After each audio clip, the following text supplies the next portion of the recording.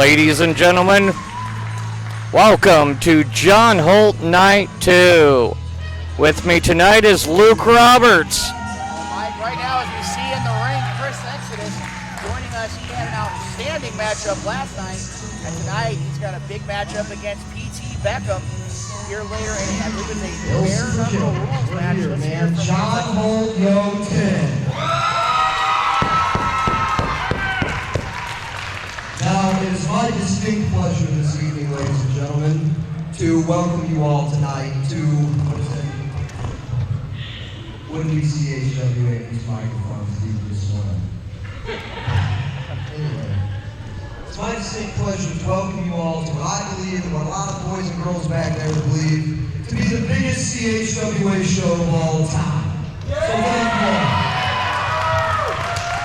But before I go any farther, there's a lot of people back there that do a lot of thankless jobs. Cameramen, commentators, referees, Chris Rodell, the ring announcer, the people in and out that you guys don't see every day who make the wheels here turn. The wrestlers, yeah, the wrestlers are great. We are nothing without the production team. We are nothing without our coaches, our trainers. So thank you to everybody that makes this place tick. Without you, don't have fun. That leads me to point number 2. John Holt 10, that's a decade of time. When this company got started, I was right around 18 years old, and now I'm standing before all of you 28 years old. In that time, there has been hundreds, and that number is not an exaggerated number, hundreds of professional wrestlers in and out of this company, whether they started with us in the backyard all those years ago before we even had a ring, whether they started with us in Mystical Journeys or the old Batters Up building or 127 or the KC Hall era or whatever this whole thing is. If you've ever worked here, from the bottom of my heart and from John Holt Yo himself, thank all of you so very much.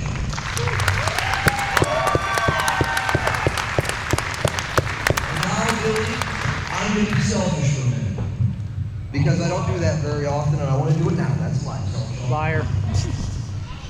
My grandma has been at every single John Holt Yo since the very first one. And my grandma died earlier this year on Mother's Day. And my grandma wasn't just my grandma. My grandma raised me from the time I was a boy, so my grandma was really my mom. I called her mom a lot in private. And my grandma used to talk to me about CHWA because we weren't always what we are now. We weren't. Thank you, Grandma. I'm trying to prove my point here. Grab the bottom. Grab the bottom. So, my grandma always believed in this. There were so many nights I would cry from whether it was I was in pain or I was tired of all the politics of wrestling in and out of CHWA because St. Louis is such a wonderful place without politics, right? So it was awful at times. And when I didn't believe in this, when Elrod didn't believe in this, when nobody believed in this, my grandma and John Holt believed in this. So tonight, just like last night, I make a promise to everybody in this building, in this room right now, to everybody watching this video, and to anybody that will ever be part of CHWA or watch it, as long as there's oxygen in my one lung, as long as my heart beats, as long as I can see, hear, and comprehend everything around me, those 4 letters will never die. Because there's a lot of people starting the high volume train, and there's a whole lot of people that have always known it. Me, all of you, we are all CHWA for life. And speaking about being for life, that brings me to the next segment of this show. Ladies and gentlemen, let's talk about what it means to be a Hall of Fame. Let's talk about what it means to go into a Hall of Fame. There's a lot of Hall of Fames in the Midwest. There's a lot of Hall of Fames in wrestling. There's only one CHWA Hall of Fame. There ain't a whole lot of people in it. So before I get to who we're going to put in it, I'm going to bring out the man who whooped my ass last night, pinned me center of this ring, dude. Please, the man who makes me a better man every single day of my life, and the man I aspire to be at some point in my life, my older brother, ladies and gentlemen, Elrod.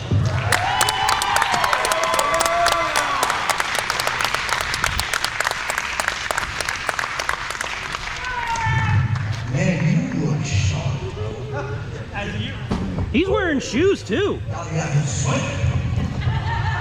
It's a very special occasion when the one man do wear shoes. If you all know that. So of course, welcome to John Polio 10, night 2. Thank you all for taking your hard-earned cash and welcoming your families and being part of the company with us today. As Chris had mentioned, it is time for our Hall of Fame induction ceremony, and I get to be the master of said ceremony this year, and I'm very grateful. Our Hall of Fame has got some greats already, and we have the original Jay Gold, we have Exodus' sister, Dash the Dynasty, we have the Godfather, we have Dynamite PW, we have so many greats that we are just so blessed to have met and had part of our company. And yes, I am a noob with this, so I did bring out notes. So ignore that I have to do it. You were in high school. You used PTSD in the proper planning. We don't have the highest education. Proper planning for sport performance. Don't you give me that PTSD. So, let's get on to the inductees. Yes. The first has had a 26. Thank you, I'm not good with technology. I didn't know that till Billy said it. He had a 26-year-long career. Was once the youngest licensed professional wrestler in the state of Missouri at the age of 16. Has held 39 championships. 3 of them were here at CHWA. He was a master of a finishing move that has 88 variations. And he was a master of each and every one of his variations. And you can never tell me which one was which. I'm bad at math. And I don't know if he even knew which one was which at the time. I think he just gave us a number. He has been inducted into the St. Louis Independent Wrestling Hall of Fame just in 2025. That's right, he's getting inducted still. He has the current elimination record in the King of the Hills Rumble at 21 opponents eliminated. And he is known for the loudest, the hardest, the hand-printed scarring, might as well tattoo it on your chest chops. Ladies and gentlemen, our inductee in the 2024 Cottage Hills Wrestling Alliance Hall of Fame, Mr. Jeremy, the Living Nightmare Wrestler.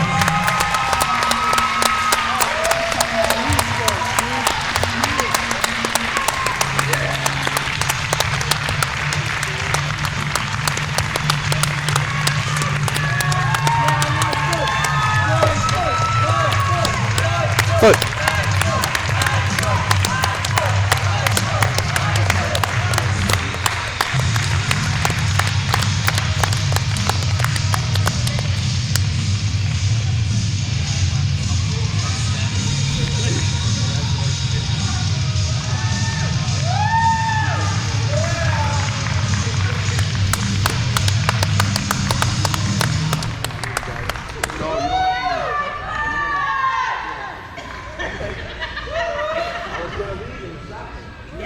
If I was, whoop, he turned it off. I didn't mean to. I'm not good with technology. Every time I've worked for this company, every time you guys hand me the mic, the damn thing's dead. Which is all the past members of wrestling going, shut up. You guys don't have to leave. This isn't about me. I appreciate you putting me in the Hall of Fame. This entire company belongs in the Hall of Fame. I want all you fans to know something. When a wrestling promotion starts off, they have money to start. They have money to buy a ring, they have money to buy all the production and sell tickets. Those 4 letters started in the backyard with nothing. And now today are ranked the top 3 in the Midwest. CHWA has finally became a company that is recognized by people that also recognize WCW and the NWA. So even though you're putting me in those letters need to go in. Other than that, for 26 years, thank all of you for letting me live out my dream and do what I do.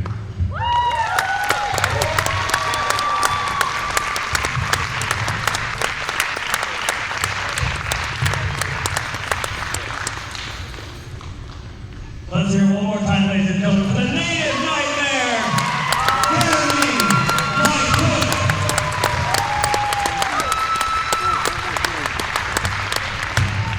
One last thing. John's been watching the whole time and he still loves you guys.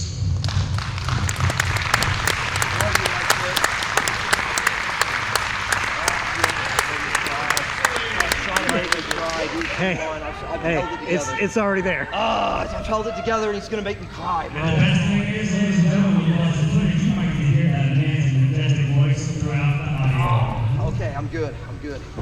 But there's one extra inductee I didn't know about this one, you got me. that I personally vouch for. No one in our locker room knows who this person is besides myself, my partner, and our booking committee. And they have had a very small glimpse into our roster. Because as I like to say, we can't have someone inducted if they didn't do something with the company, whether it was commentary, a wrestling match, referee, anything of the such. And this person happens to have been a 24/7 champion once. This person was very dear to a lot of us. Unfortunately, we lost her in May of this year. May I get Dragon's Guild out here, please? I'm gonna. You wrestled last night. You're so lucky you wrestled.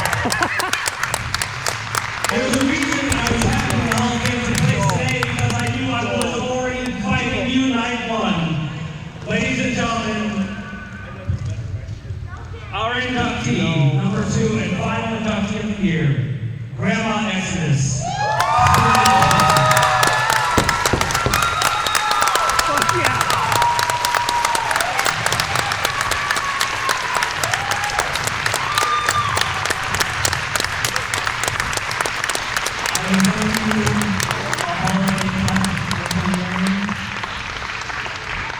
As I said, we once had a short stint of a 24/7 title. This meant anywhere, as long as you had a referee, you could be hit and lose and a new champion to be crowned in one time with a swift round up the elbow. Chris Exodus was laid out and pinned in his own living room. That is where we started, ladies and gentlemen. And that moment, as he had mentioned earlier, just helped to feed into this, so I thank him for that. I've been nerve shaking all day thinking about having to do this. But there's no one more deserving to give a plaque to join our class of Hall of Famers than someone who was a parent to many and was one of the #1 supporters of this company from day one and happened to come to, as you said, every single show possible. This is the first John Holt show. This is literally the first John Holt show in all 10 that she is not able to be with us. But that's not exactly true because, you know, like everyone we lost, they will always, like they said, be staring down, watching us, cheering us. And they're always in our hearts. So Chris, brother, I know you hate me right now. I really wish you were fighting tonight. You're lucky you wrestled last night. I know. So one more time, please let's hear it for Grandma Exodus.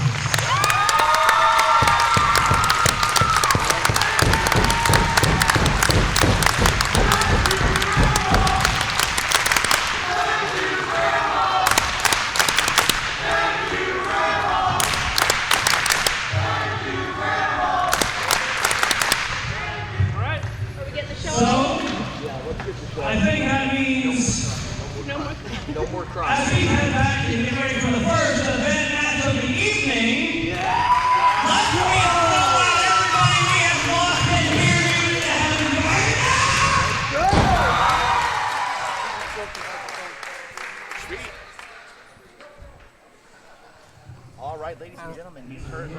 the inductions of the 2024 CHWA Hall of Fame. Grandma Exodus and our own Jeremy Lightfoot being inducted. It's time to open up the event tonight with a singles matchup here. We got merch fancy raffle, and we also got a 50-50 raffle. And on this side, all of the other merchandise here for the favorite CHWA stars. So we're going to just go ahead and get the action started. Our opening contest is set for Windfall. Mike, as we're looking here at tonight's event, we've got, in addition to that bare knuckle brawl, we've got 3 championship matches that are going to be taking place here tonight. It's going to be a night filled with action, Luke. Most definitely, and again, right from the opening matchup here tonight.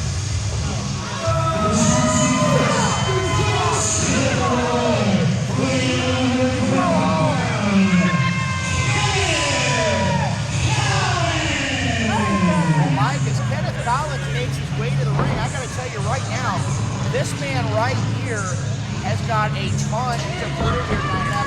An opportunity before we went live this evening to talk with him. And it's really simple. He wants to prove that he still belongs in the title consideration picture here in CHWA. And tonight's opponent, a victory very well could show that he belongs in consideration for a championship. Oh, I see championship gold in Kenneth Collins' future, and I do not see him having any problems with his opponent tonight.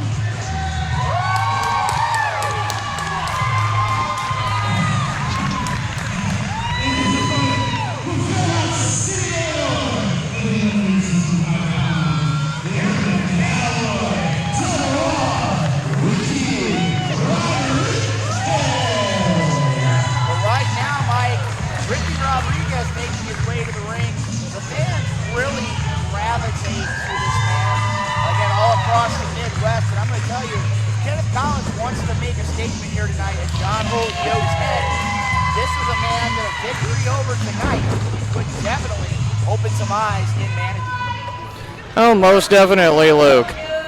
But you can't put over somebody like Ricky Rodriguez, who plays to the crowd instead of focusing on his opponent. Oh, come on. I mean, again, Ricky Rodriguez always been supportive of the fans. The fans have been behind him 100%. Power double tie up there between Kenneth Collins and Ricky Rodriguez. This is one of those situations right now where Ricky Rodriguez is waiting for the opportunity. He's always being considered not shoulder tackle there by Ricky Rodriguez. He's always in the mix. Since his arrival here in the CHWA, he has always been a championship contender. Again, off the ropes.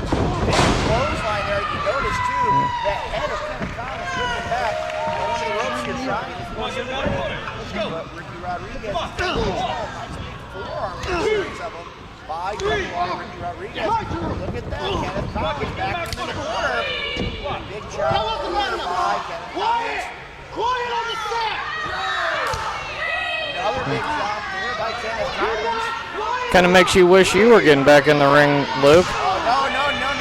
That was chops like those. And again, we heard earlier on during the induction of Jeremy Lightfoot, those chops are present, just like that big suplex. And nice rollover there. Beautiful maneuver by Kenneth Collins. He hit that suplex and then rolled over almost into a modified dragon sleeper there on Ricky Rodriguez.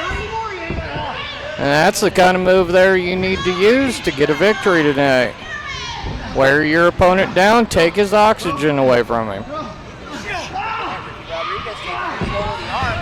Again, we've got 3 championship matches and we have that bare knuckle brawl still to come here as the referee checks on Kenneth Collins. I mean, again, we're going to be talking here like a little bit of showboating here by Double R. I don't know if I'd be doing that against anybody on the CHWA roster. Especially not Kenneth Collins. Like I said, right now tonight we're going to have that bare knuckle brawl between Chris Exodus and Dragonfly and PT Beckham.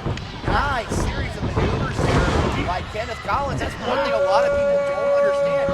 Kenneth Collins has a wealth of pro wrestling knowledge. Oh, yes, he does. And he's taken on just about anybody and everybody and shown his worth, win, lose, or draw in every match. And you know, Luke, McCausey made a mention last night when he changed the rules of our main event to that male Maelstrom of Mayhem match that he's inviting the entire CHWA roster to participate. Are you going to get in that ring? I'm going to tell you right now, Mike, I'm not even going to get anywhere near that ring. If you look at Ricky Rodriguez, nice roll through neck snap there by the native of Fairmont City. Nice drop kick there, basement drop kick by Ricky Rodriguez. Cover. But I'm going to ask the question to you here, partner. If I'm not going to be in that match, are you going to think about getting inside the ring for that matchup tonight? You never know what could happen here tonight. I mean, who knows? Right now, you see Ricky Rodriguez going behind there with a modified sleeper. Maybe even her broadcast colleague, Chris Rodell, might be getting here to go back to the ring here tonight as a part of that main event matchup for the Undisputed CHWA Championship. I know our broadcast colleague, Mr. Lightfoot, said he's enjoying retirement way too much. You look right there, beautiful ankle lock there. He's got that ankle lock in. And wonderful grapevine of the leg. And again, that's one of those, it's much more of a challenge to get out of that ankle lock ankle kick. You've got those legs grapevine. Right now, you can see how much trouble Ricky Rodriguez has trying to get the rope taken in a large amount of time. He managed to break free of that leg lock. Kenneth Collins breaking into 3, but Ricky's feeling the damage.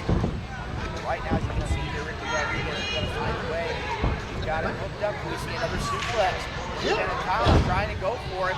Looks like Ricky Rodriguez is using his weight to his advantage here. Punch there to the midsection. Another one. See what's going on here. Nice kick to the midsection there by Ricky. Off the ropes. Beautiful leg lariat there. Sit down leg lariat cover. No. Long 2 count, said the referee. But again, he was in a position to take that count. Ricky Rodriguez is not letting it get to him. He's just formulating his plan, trying to figure out what's going to happen next. He's formulating what he's going to have to tell his kids when he comes home with the loser's end of the paycheck. Beautiful spinning back elbow there by Kenneth Collins, taking control of Ricky Rodriguez. 1, 2, no, 2. Again, another 2 count. That's our referee here this evening. You know something, Mike? Right now we got a few fans here that are definitely not behind Kenneth Collins. I don't know if that's the wisest thing to do. I think it's going to be definitely motivation for Kenneth Collins going forward as the match goes on. Oh, most definitely. He's going to want to show those fans what he's all about. Got that hook again. Beautiful maneuver there. Spun him around, landed him on his face. Cover. And that's 3. Kenneth Collins again with the victory. What do you know, Luke? I called that one. No, you did. Like I said, Kenneth Collins making a statement here at John Holt, Yo 10, night 2, with a victory over Ricky Rodriguez. Again, that was a definite statement here. And right now, as you see here, Kenneth Collins picking up Rodriguez and offering his hand. Sign of sportsmanship. Whoa, wait a minute here. Ricky Rodriguez is having a problem here. And yet again with another sit-down leg lariat there. And now putting the boots to Kenneth Collins. Oh, that's a What's going on here with Ricky Rodriguez? The only reason this company is this good is because of me. You know, that's the kind of aggression we look for in the Golden Circle, Luke. Right now, Ricky Rodriguez has definitely got a very negative attitude here. He's taking a bit of a beverage break. Right now, I mean, again, I can't believe we saw that side of Ricky Rodriguez, but it is going to go down as a victory for Kenneth Collins here tonight over Ricky Rodriguez. And again, as we're looking at things here, the management of CHWA is definitely going to have to look at this matchup as we go forward in the later half of 2022 here in CHWA. Is that going to be a situation where Kenneth Collins may need to get a championship opportunity? Oh, I see him at least getting a shot for that one-up championship. Well, right now, as we're seeing here, Got a lot of great things coming up here tonight. We got 3 championship matches going on here. And right now here, I'm going to go ahead and turn things. I was going to turn things over to Chris Rodell for the introductions, but I'm going to actually turn things over to my broadcast colleague and Hall of Famer Jeremy Lightfoot here as Parasite makes his way to the ring. I need all of you to open your ears and shut your mouth. Because you see, listen, shut up!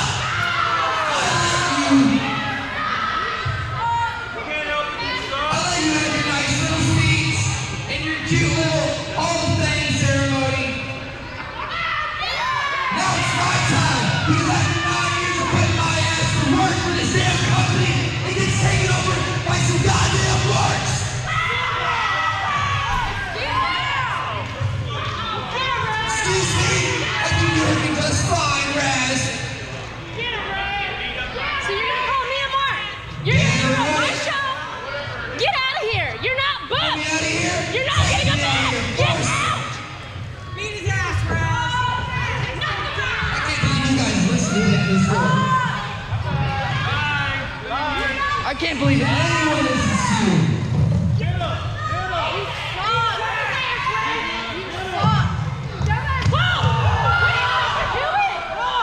Get out! Go!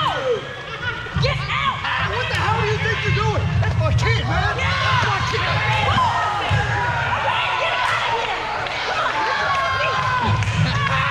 You're coming with me! You're going out! Take me out. Carry me out of here, buddy. Kick him out. Kick him in his butt. You can't get rid of me. CHWA? It's infected for life. Get out of here, Parasite.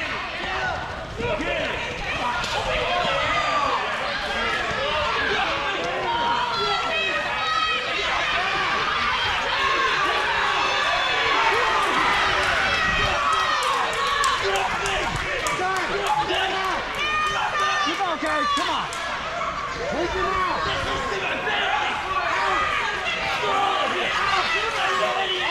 Out the door. Well, ladies and gentlemen, as you see, we were getting ready for our second match. That was not scheduled. That was not supposed to happen. Parasite has snapped. He assaulted the GM. He slapped a fan that just so happened to be the son of our referee, Aaron. He assaulted Aaron. I have no idea if he's okay. Once again, this was not part of the John Holt 10 program. They're hauling him out of the building as we speak. As you can see, I'm dumbfounded. We were ready for match 2,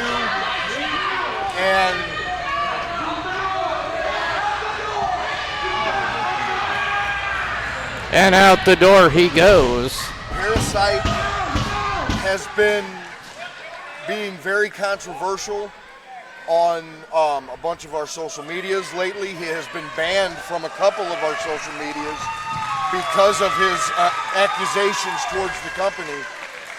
And wow, I apologize for any of the fans that were offended by the words that the Parasite said. Wow, let's regroup and let's get back to match 2.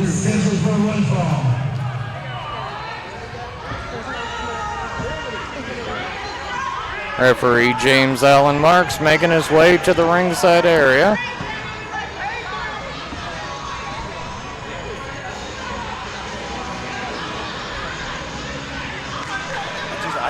I can't believe that just happened. That's not a way to get what you want in a company. No. I'm going to try to regroup so that we can call this match. I'm pretty pissed off about that right now.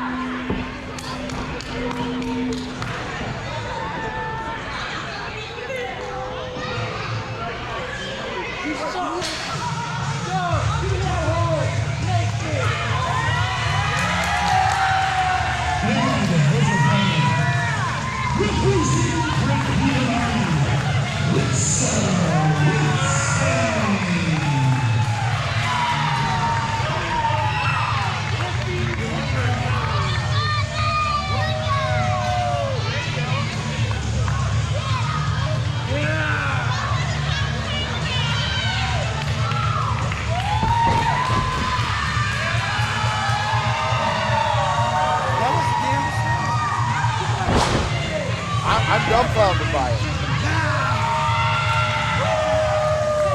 So have you ever seen something like that actually go in a person's favor? Trying to take control of the show? Not often. Not often. You don't get what you want by throwing a fit like that. But let's regroup and let's get to this match. We got two amazing opponents right here. James Brady and Ryxyr. Wolfsbane. I'll tell you what. This is going to be a really good match. James Brady has traveled the country wrestling and putting on seminars. Maybe not a fan favorite, but someone to respect and not someone to ignore. He's recently been training at the New Japan Strong Dojo. Yes. Oh, a blatant show of disrespect.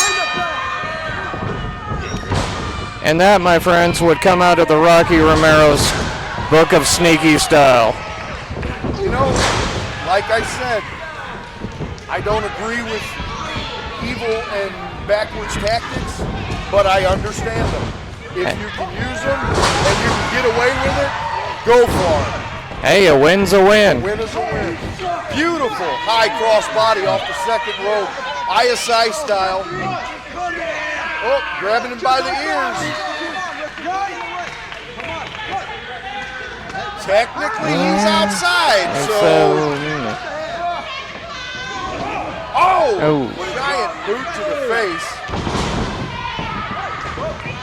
Gonna bring him in the hard way. Beautiful belly to back suplex. We got a one. Oh, a kick out on the one. That was impressive, using the bottom rope for leverage.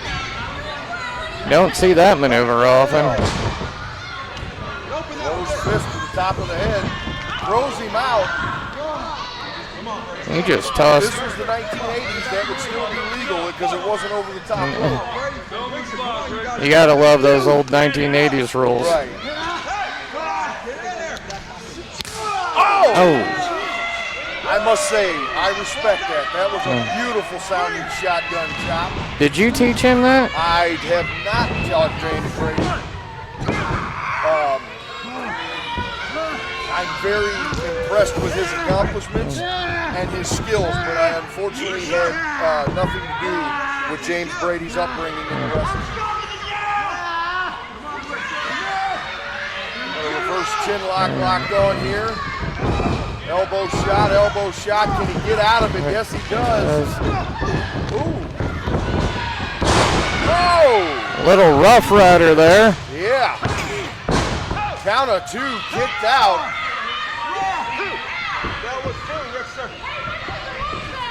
Back in the day, that used to be known as the Leapfrog Fame-Master. I think by somebody's sons it still is. Oh, okay. Couple trades of forearms there. Brady has definitely got a size advantage. I would not underestimate Ryxyr, though. Oh, no, I wouldn't either. Oh, he's got a handful of beard. Again, that's book of sneaky style will get you. Textbook snap suplex, goes for the pin. Again, a count of one.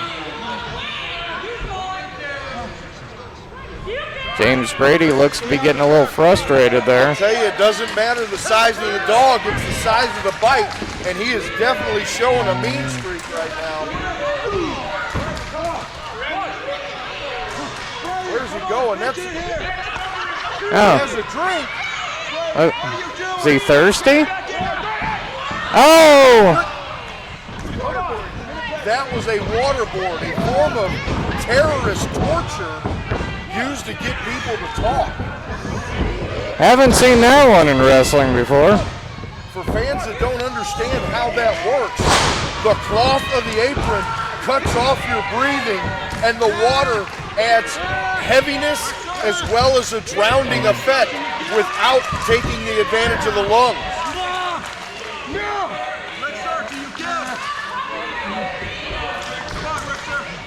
Taking that oxygen away now. Side headlock, wearing him down. James Allen Marks goes for the One. check. That's one.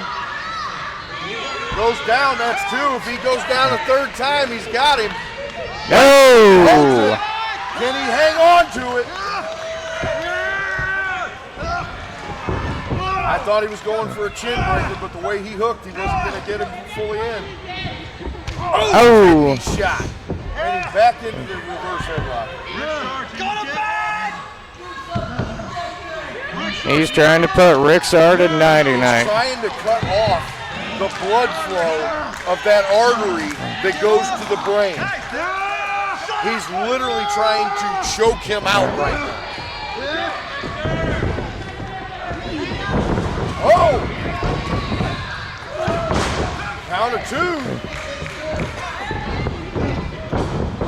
Blocks the kick, big back elbow to the face. That'll daze you. Here we go. Here we go. Oh, that was beautiful. Oh, kick out of two. Now Ryxyr is the one getting frustrated. You know, I feel bad that I don't know much about this Ryxyr guy, but I regret not knowing. He is showing an amazing display of athleticism and heart. He is not giving up. Beautiful swing around, tilt-a-whirl DDT. Could that be it? On the rope. Oh my goodness. And that is showing the experience factor. Yes, that shows the veteran experience of James Brady. Even knocked loopy, he knows where he's at in the ring.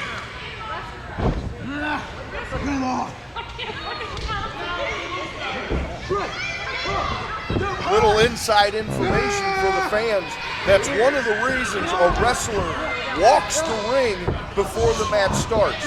We are measuring in our brains just how much room we have to take advantage of every possible situation to get to those ropes if need be. That's very important information to have. Oh! That has got to be it.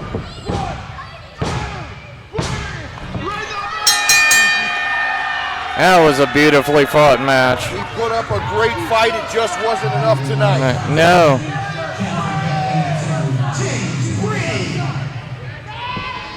That match was worth the price of admission alone. That was very impressive.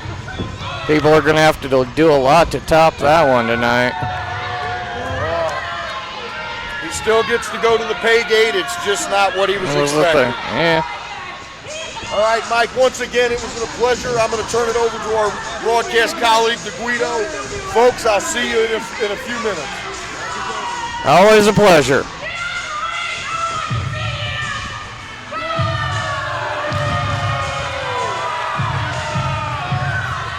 Well, I'm going to welcome my broadcast colleague, DeGuido, to the announce table as we prepare for our next contest.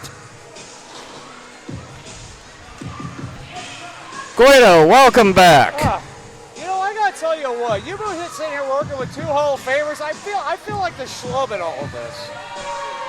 They're giving you the best matches, though. Well, I mean, that's the thing. We got a barn burner coming up. Yes, but this man, James Brady, he's golden circle material, I tell you right now. You know, it's hard to argue with you on that one.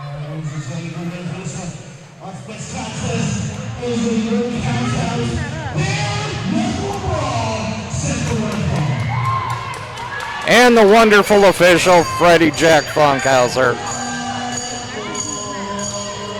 No, that's the thing. I don't know if a lot of people are familiar with the rules of this bare knuckle brawl. The match can only end in pinfall, submission, or knockout. So which one are you looking for, Guido? Knowing these two, they wheel in the meat wagon and carry both guys out. Here comes the guy you're very familiar with. Very, very familiar.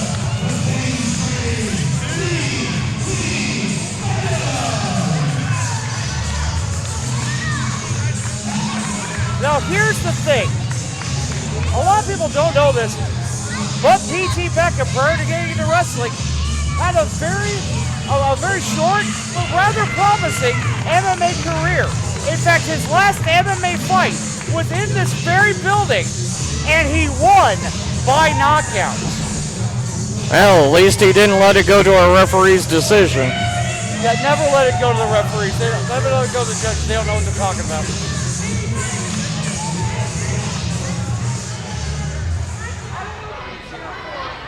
I think PT might want to lose that hoodie.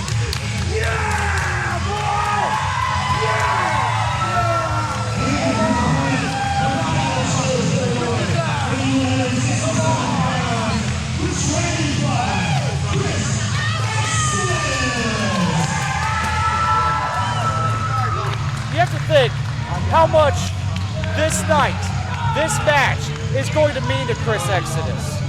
I mean, you think about it for just a second. We just inducted his Grandma Exodus, wonderful lady, into the Hall of Fame. Last night, he and his brother Elride tore this place down. I had words with this man before the match began, before this event began, and he was not shy about telling me that his back is still messed up from last night. I just hope there's one person in this building he didn't mention that to. P.T. Beckham. Now here's the thing also on this. Exodus, before he started wrestling, as Rodell rings that belt. You probably don't know. I was talking with Exodus myself.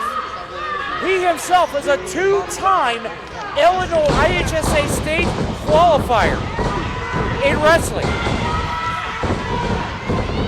He also having a jiu-jitsu and submission wrestling background. So, I guess what that all boils down to, these two are going to beat the holy hell out of each other. I hope fans weren't expecting a technical wrestling match here tonight. This ain't going to be Savage Steamboat, dude. Not by a long shot. Oh, choke bomb. P.T. Beckham using his height and weight advantage. Irish whip. Nice. Rolling clothesline.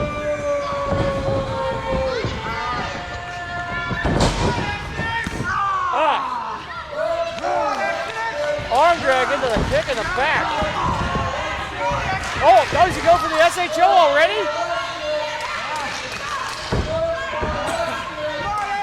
Time for Exodus to go night-night. It's going to be the hard way of it. Oh, yep, dropping down, lowering his center of gravity. Smart move. Yeah, but that's not hard for Exodus, considering how low he is to the ground. True. But let's not forget, P.T. Beck is a pretty strong dude. Oh, very nice. Both men bridging out. Is he going for it again? Oh, gets to the legs. Oh, Starlight kick misses. Hooray! The low bridge sending Beckham to the outside. And Exodus is tuning up the band. I think the Dragon. Is it weird to say the Dragonfly's gonna fly? Well, too late, I said it. Man. Freddie Jack Funkhauser coming out to check on the competitors. Well, remember, referee Savage can count as a knockout. Yes, it's a technical knockout. I mean, we're not going to apply the standard technical knockout where somebody goes down 3 times. But if the referee stops it, it is technically a knockout. If we were going by the standard 3 knockdowns, we'd already been there. Yes, but this ain't a boxing ring. Oh!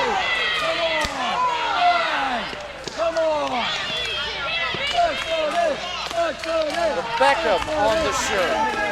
A reference to one of his favorite movies, I found this out. Does he want to bend it like Beckham? No, but I think he might want to do this No Holds Barred. That was a wonderful movie. I know, underrated classic. And I don't know if you noticed this or not, but Ricky Rodriguez was drinking a real American beer when he left the ringside area. Well, hey, he's got his money somehow.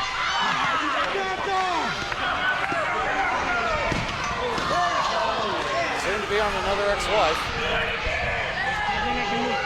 You or him? I would like to sign to the opportunity to tell my wife who I love so much, so very much.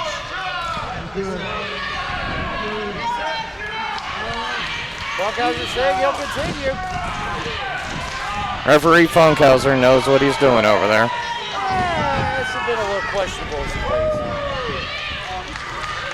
Just like the great referee James Allen Marks. Yes, I understand you've developed quite the friendship with him. You do know he's working on his law degree. Oh, missing with an apron leg drop. Access almost. Basement drop kick, nicely done. I can tell you right now from personal experience, if PT's got any form of sciatica, his leg's gonna tingle for a month after that. Oh, you ain't kidding, brother. Both these guys are gonna feel this till ring of screams. Oh, cover. All right, so now we know pinfalls count on the outside. And you know what they say about knowing. It's after the battle. We're showing our age there. Now just realize this match could end anywhere now. anywhere. It could end in the crowd. Hell, it could end up right on our table. They could fight all the way over to Busch Stadium. Well, you know, stop off at I keep forgetting what that park is. The Gateway Park? Yeah, that place. I'm sorry, I don't get the time to really do the tourism I need to when I'm in the area. A little busy. Wait. He's a little busy. The champ for John Holt, yo! Oh! John Holt yells frog splash! Wait, come on! What the heck? Sean Justice getting involved here. I think we've seen that same thing recently. I know, but still, it doesn't make it right. Hey, it's no DQ. Hey, you're right. 2-0. Almost 3.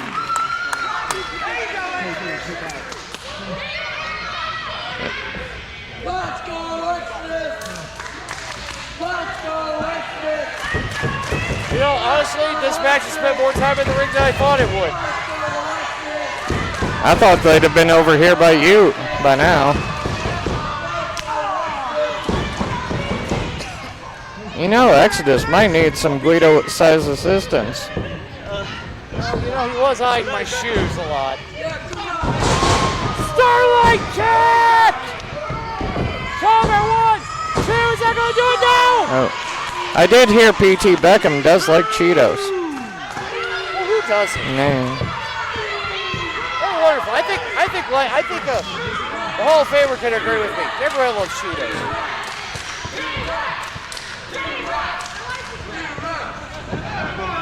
Rodell, you like Cheetos? See, everybody likes Cheetos. We'll have to get the opinion of Mr. Roberts when he comes back.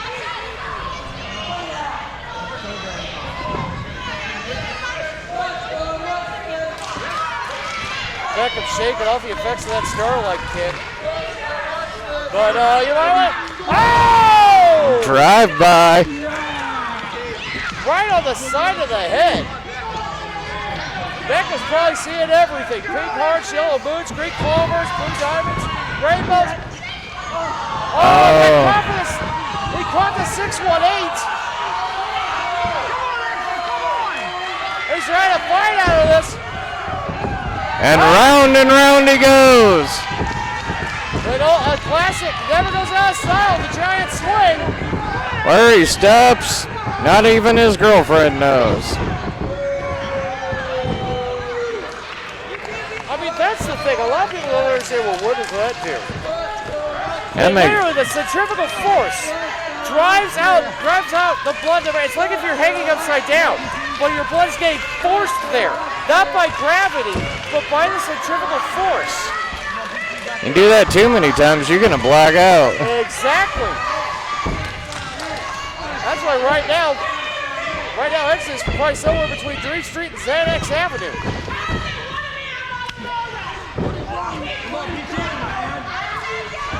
It's up to the Parasite show! Good night, Exodus. Oh, the funeral pit too! Come on, Mr. Funkhauser. That was 3. Not according to your good buddy.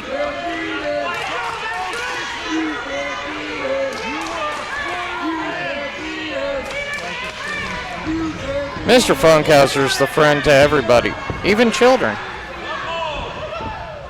Sorry about that. Ask my son. Well, I know in some other areas, he's doing quite a few things to screw Chris Exodus, which is why when I saw that he was your referee assigned to this, I got a little worried. I was quite proud of the decision to make him the referee. And that was just slaps.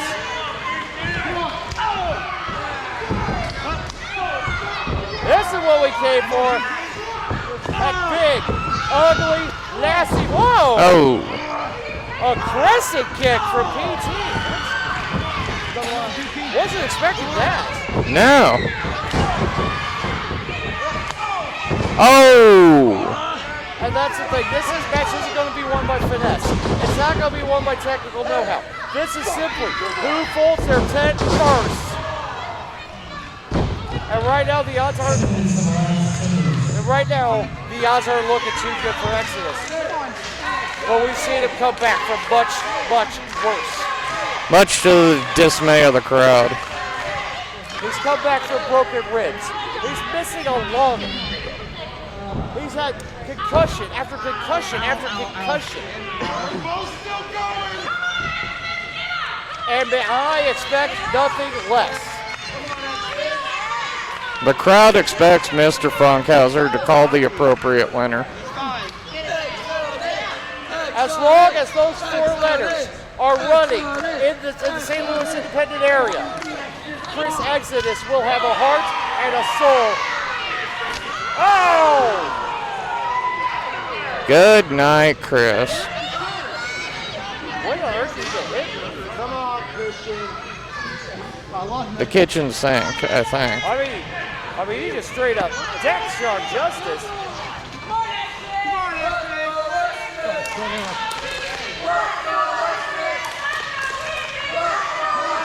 I don't know what he has in mind here. Oh, wait, never mind, I do. A modified bow and arrow on the ring post. He said yes. Well, Brady is a little bit closer, so I'm going to trust his judgment. Not much, but I'm going to trust his judgment of it.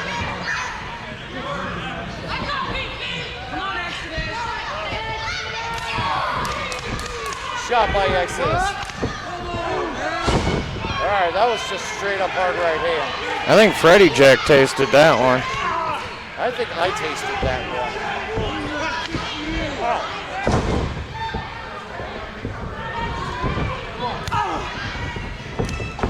And now, despite those 2 hard right hands, Exodus slaps, chops, kicks, every part of his body he is hitting it with. Haymaker! Exodus struck to the center of the ring, cover. Count and knock! 2. Now wait for the call. His hand came down. Hey, Exodus cannot be putting his hands on the official. Okay, that's it. His head went down for 3. But I'm looking on our monitor over here. That was like, he could probably have barely slid a piece of paper under Frey Jack's hand before PT kicked out. That was a wonderful call. It was 2 and 999 1/1000ths.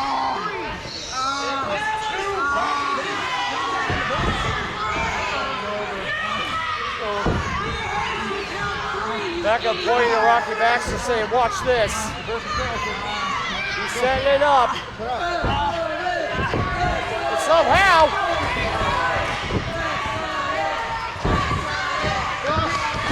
I was about to say, there's only, we talk about the scale, the hardness of diamonds. There's only one thing harder than a diamond, and that's Chris Exodus' head. But still, not enough. Only 2.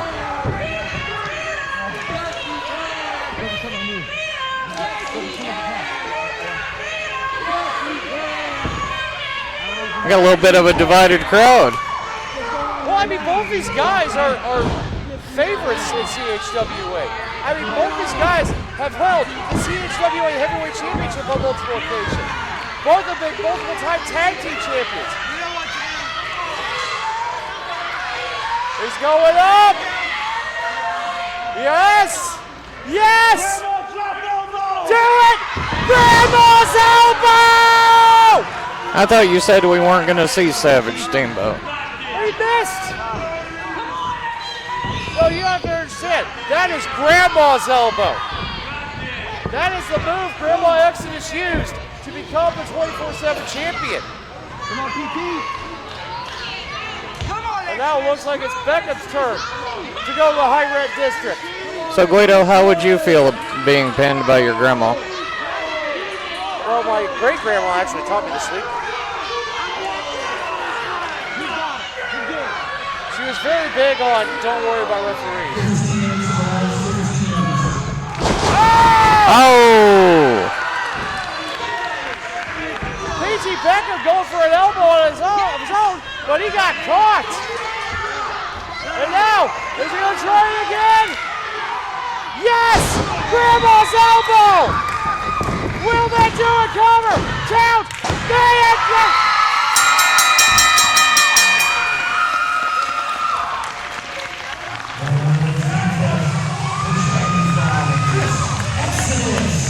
So which one of those two is going to feel this in the morning? Yes. The answer is yes. I'm sure the Guido might feel this one in the morning. The Guido's definitely going to feel it tomorrow. You going to have a voice when you return to work on Monday? Hasn't stopped me yet. No.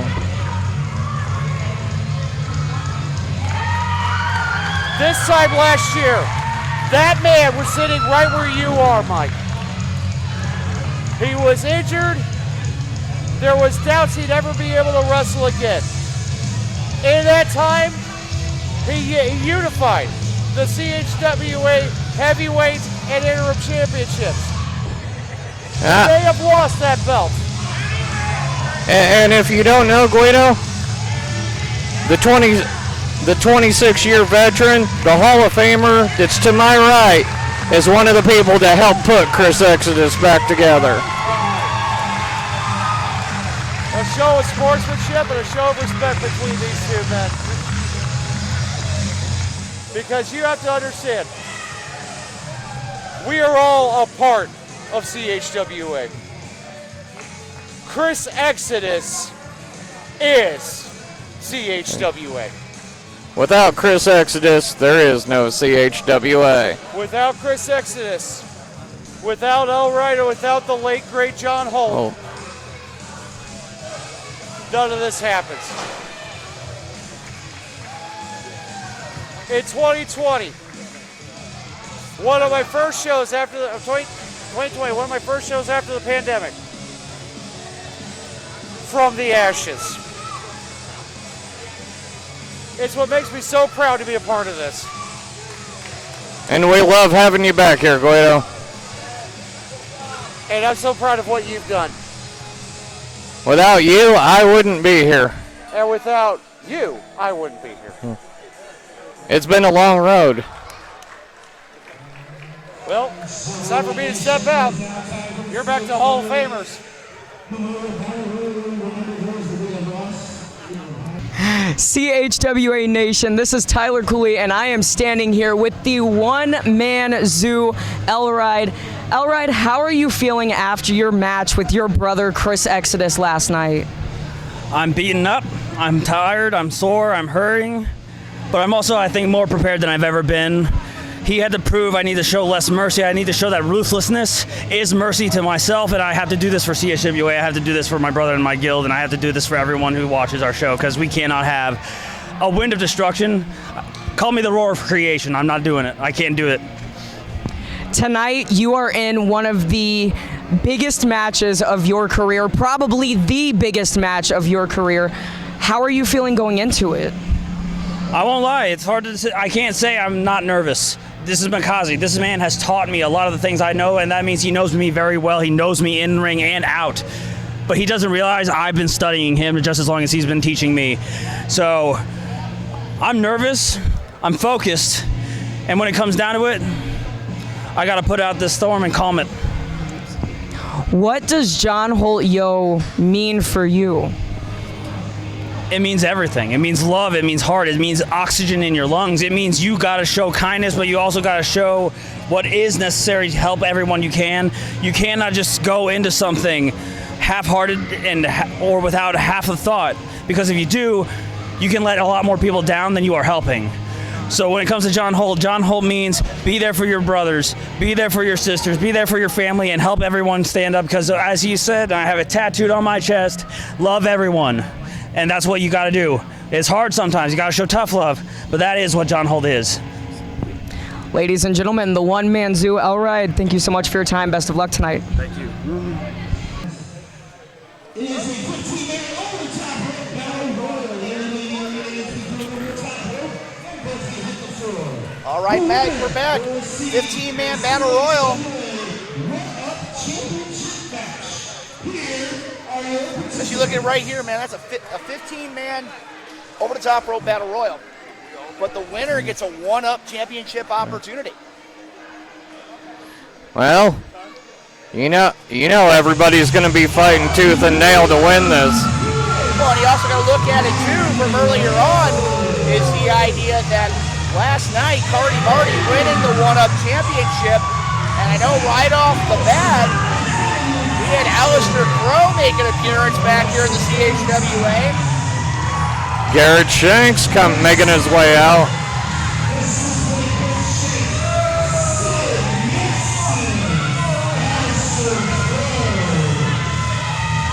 Well, right now we've got more wrestlers making their way to the ring.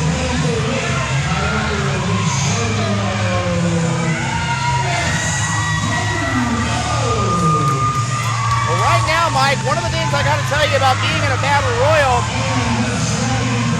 as we look at it right here, the idea is that when you're looking at this matchup, the first couple of minutes is probably the most difficult to survive because there's so many bodies inside that ring, and anybody could throw you over the top rope and you'd be out of this matchup. I say right now, the biggest strategy right now is to get Alistair Crow and Waylon out as quick as possible. That would be my strategy. Like I said, right now I'm also looking at there's some wild cards in this matchup. I mean, you got Ramsey Rancid's in there. You got Switchblade Garrett Shanks in there. You got Quest Parker. The Dragonfly Chris Exodus is back in the ring here. And we got a lot of people out here. I mean, we would love the opportunity to be in a position where they have a one-up championship opportunity in the future. One thing I will say here too is you see that Waylon's got individual isolated in the corner here. That's one good thing here is that Alistair Crow and Waylon have made it a point to kind of separate themselves from each other because those are probably their biggest opposition here in this battle royal. Right now we see here Waylon trying to get rid of somebody here. Wes Parker taking some chops on the ropes there. Big Dumb Waylon's getting some assistance. What is your deal with Waylon? I mean, for the last probably 6 weeks, I don't know if you're having an issue with him or not. I mean, again, he is a member of the Warriors, and again, it'd be very easy with Jeremy Lightfoot, the newest Hall of Famer in the CHWA, might have something to say about that if he continues to hear you talking trash about Waylon. Well, you never know. Well, right now, as we see here, Wes Parker and Ramsey Rancid going at it here. Parker's got a pretty good go here. Exodus going at it here, and he's been through a brutal fight with P.T. Beckham, and now Wes Parker was on his way out here. We see Iorio and Alistair Crow. They're going at it here in the corner. We got Garrett Shanks. A couple people trying to get Garrett Shanks out of the ring here. Big super kick by Ramsey Rancid. We got Iorio throwing the punches on him. Garrett Shanks. Had somebody over the top. He's hanging on. And he's gone. Has been eliminated. All right, one eliminated here. And that's one of the situations here, Mike, as the match goes on. Oh! Big charge there in the corner onto Ramsey Rancid. I don't. This is not going to bode well.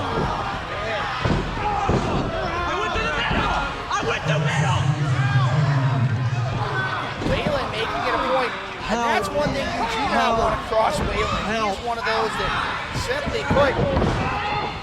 Wait a minute here. Are they exchanging headbutts here? Yes, they are. I gotta tell you, Mike, that's not sound strategy for either of these men. Oh, that's one good thing. One thing that Waylon's head is good for. Right now you see here Exodus throwing shots on Waylon. I don't know how wise of a move that is. If I was Chris Exodus, I would do everything I can to stay away from the likes of a Waylon or an Alistair Crow, or even quite possibly a switchblade Garrett Shanks. If I was Chris Exodus, I'd have rolled under the bottom rope and found a corner to sit in until that ring thinned out. Right now, I mean, again, that's not the Chris Exodus way. I mean, again, he's been through a very, very tough fight with P.T. Beckham, the Midwest Bad Boy, here just moments ago, and now he's back out here. Wouldn't it be ironic if he would wind up not only winning that bare knuckle contest, but to be able to wind up winning a one-up opportunity and very well be back on the road towards a possible shot at Makazi and the CHWA Undisputed Championship. Oh, well, you know the Wind of Destruction's walking out of here tonight with that title. Right now, as we see here, we've only, I think, had 2 eliminations at this point. Got a couple that are right on the edge.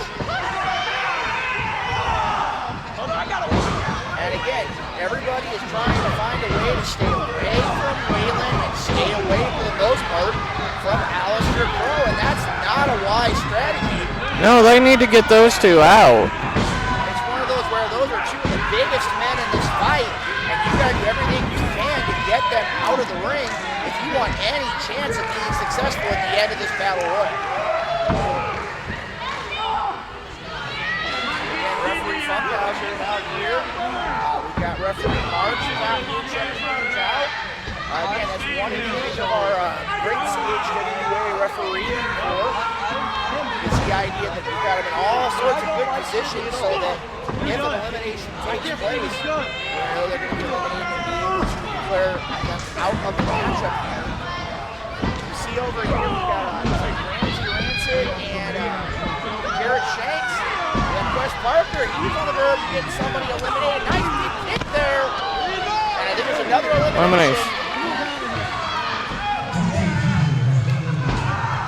Right now, again, as this match goes on, you're going to see that this match is going to wear on you very, very quickly. I mean, a lot of people say the Battle Royals are not tough. I beg to differ. This is going to be one of those very tough matches. This matchup could go on for a great deal of time. And again, the only way to be eliminated is over the top rope, and both feet must touch the floor. Right now you have Garrett Shanks and Wes Parker over here in the corner. Garrett was trying to get Wes Parker up, but was able to create some separation here. Right now, as we see here, we've got, it looks like Waylon and Alistair Crow are trying to go at it, but both men, they're both very tired already. And that's what happens as this match goes on. Early on, it favors the bigger competitors, but as the match goes on, that size is going to potentially play some problems here. Depends on how good their cardio is. It's true, Mike, very true. Right now, we've got a standoff here in the middle of the ring. Go! You want to get one out?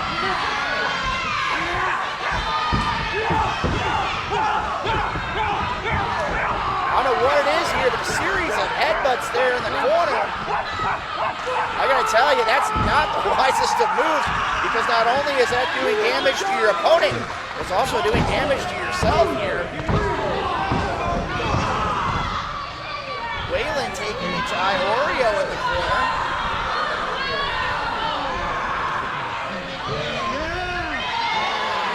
Alistair Crow here. That's the money shot, baby. All right, as we see here, we've got a lot of things going on. We got action all over the place. Right now, as we can see here, Wes Parker taking it to Alistair Crow. Oh, they're trying to get Alistair over the top. They're finally taking your advice there, Mike. The only problem is Alistair Crow is taking exception to that. He's not going to be an easy elimination. Very true.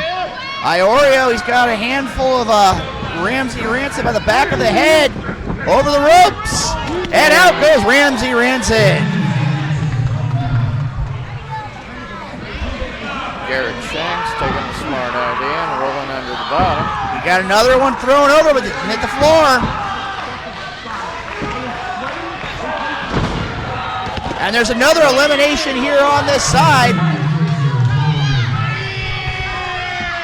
Right now, as it stands here, we're starting to see a few more wrestlers being eliminated as this match goes on.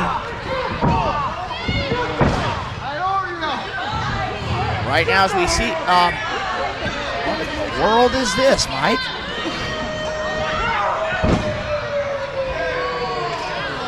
Some juggalo thing. Wait a minute here, what's going on here? Oh! Big offensive maneuver there, put both men down to the canvas. And are we going to see a double elimination here? A double elimination! And like I see, we say right now we're down to, I think it's here, 1, 2, 3, 4, 5, 6, 7, oh! I don't know if there's actually an elimination there or not. Uh-oh. This is not going to bode well here.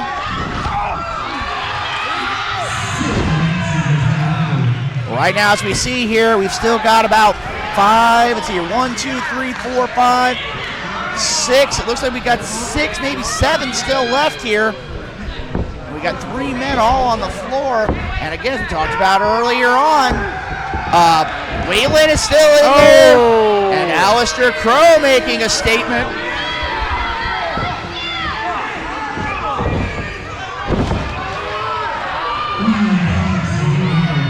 Right now, as it stands here, Mike, we're down to, let's see, 1, 2, 3, 4, 5, it looks like 6.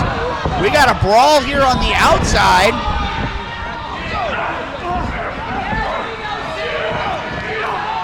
And look at what's happening here. We've got 2, Wes Parker and Chris Exodus taking it to Alistair Crow. And we got a problem here. We got a big problem here. Chris Exodus is going after Alistair Crow. I don't think that was the wisest of moves here for Wes Parker. Definitely not the wisest of moves here, Mike. No. He's doing everything he can.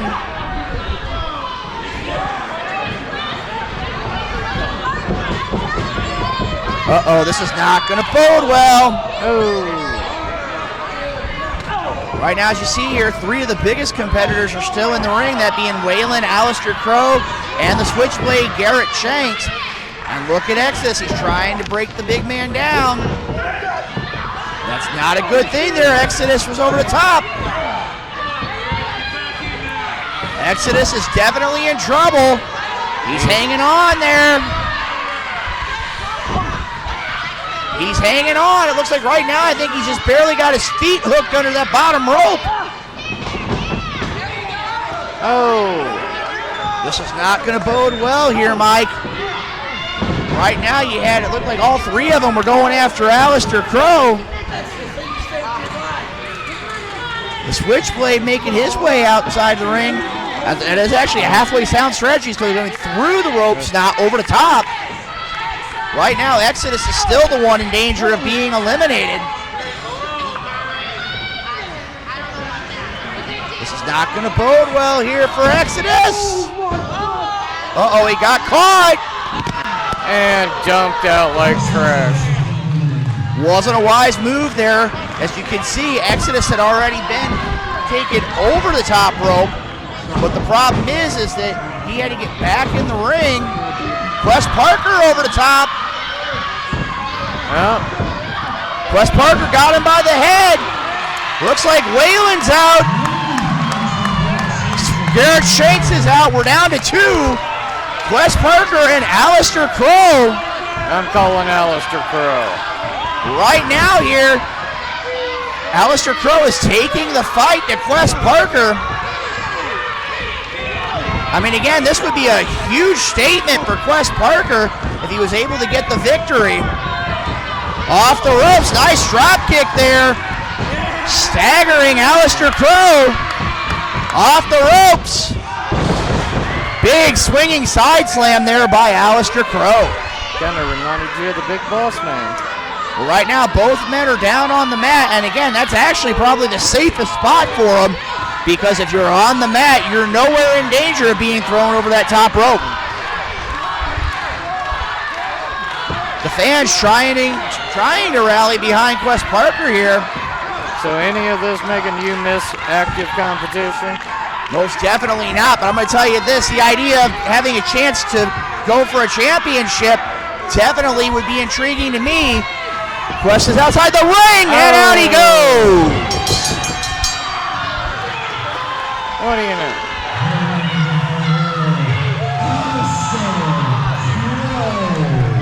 And we saw last night, Aleister Crow makes his return, and he made a statement by pointing at that one-up championship.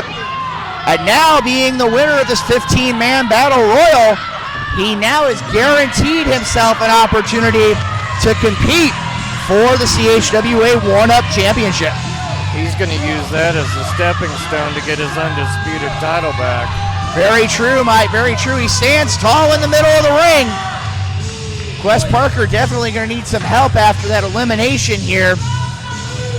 Aleister Crow, he knows what time it is. It's time for him to be on the hunt for that CHWA one-up championship.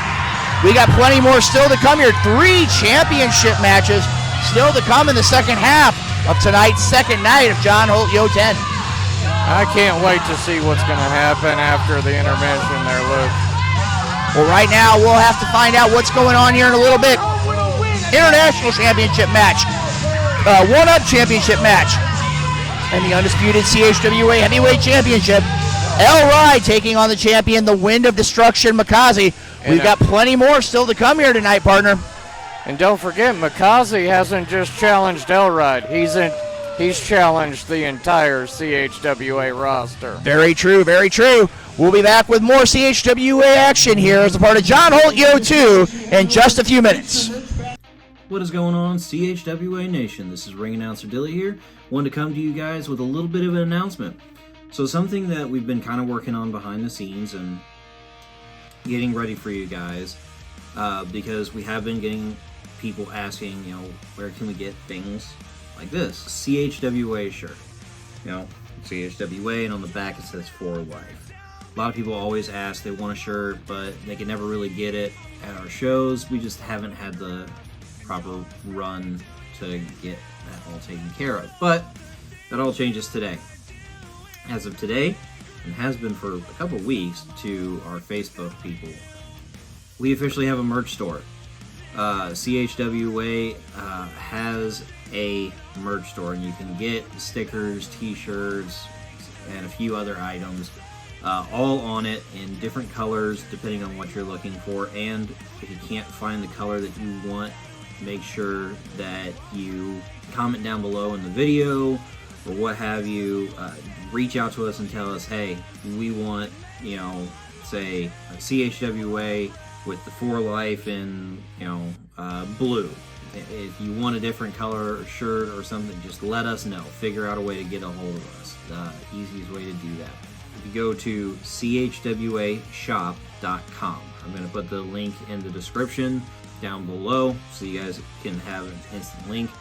But yeah, so we have a merch shop, and it's live. Good stuff on there. You can get a shirt kind of like this classic CHWA logo with the classic 4 Life on the back, but then you can also get our new logo on a wide variety of colors. The CHWA with the H being in the gradient rainbow.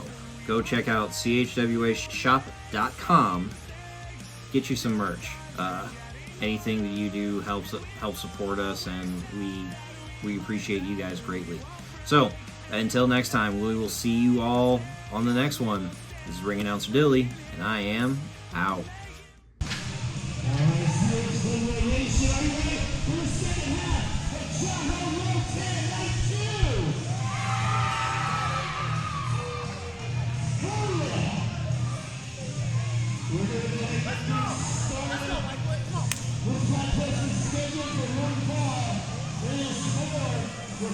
CHWA International Championship and will be contested under hardcore rules.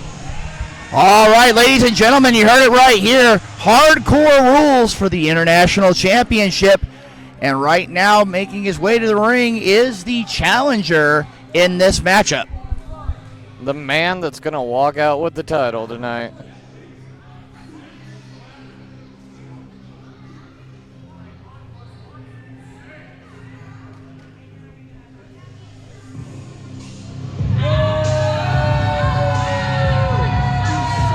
All right, as you can see here, the Anomaly IP Mason coming to ringside, and he has that barbed wire encrusted kendo stick with him.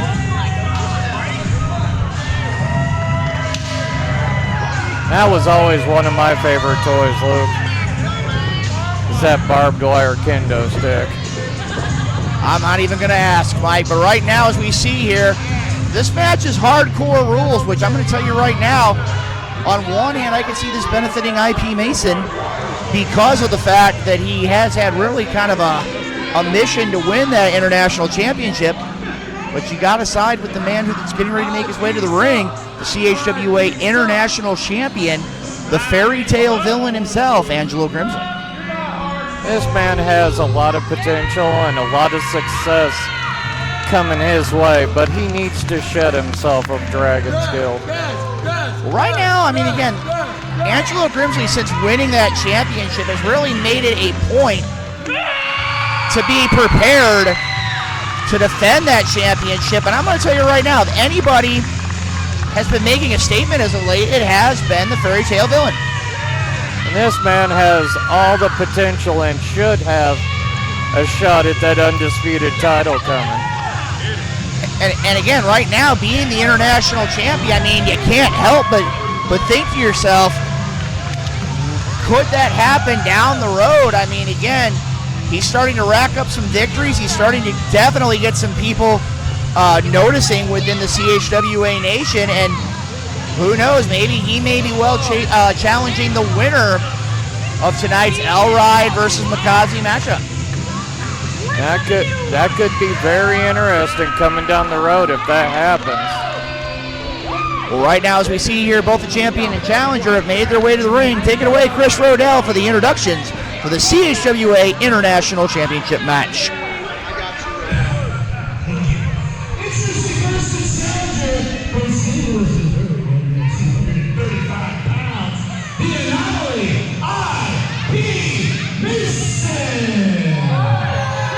And if you look there, partner, no movement in the challenger. None at all. He is the CHWA International Champion.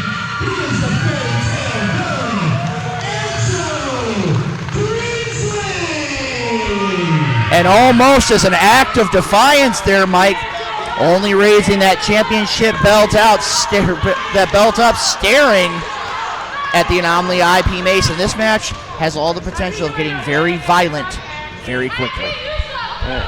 This match could end up in a very, very bloody night. Well, I mean, right now, as we talk about things here, Angelo Grimley, in the last few months, I mean, it stems back all the way to his matchup with, Jeremy Lightfoot. Since that point in time, we've really seen a much more driven Angelo Grimley, and right now, as it stands, tonight is going to be an opportunity to showcase what he can do inside the ring. Ring that bell. All right, here we go. Whoa! He almost caught that, Luke. Right now, as you can see, that kendo stick shattered early on, and now takes it to IP Mason. IP Mason made the mistake of dropping his. I don't think it was a drop. I think it was more of he was taking the punishment from the fairy tale villain here.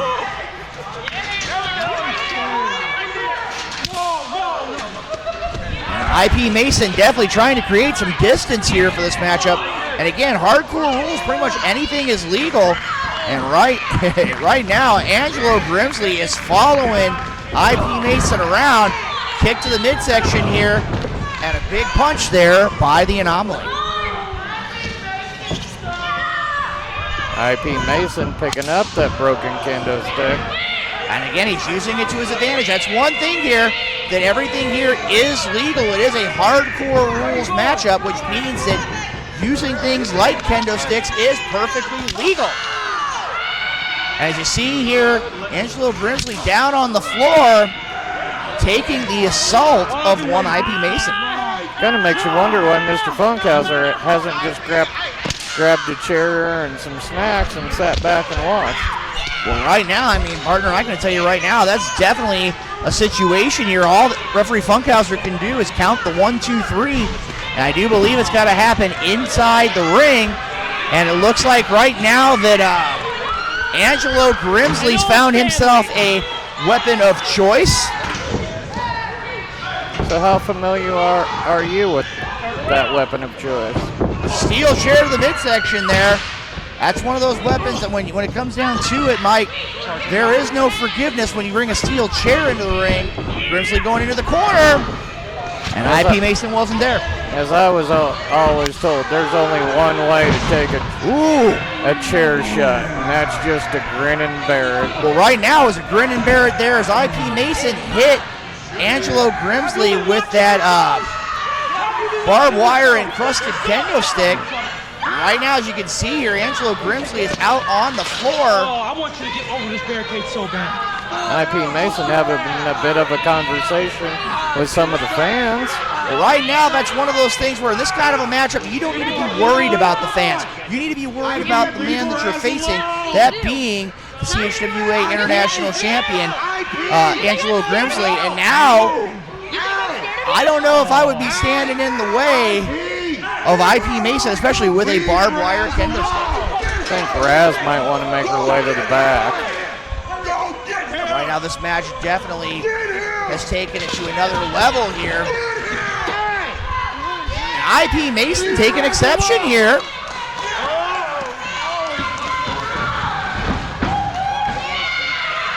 You stay out of this.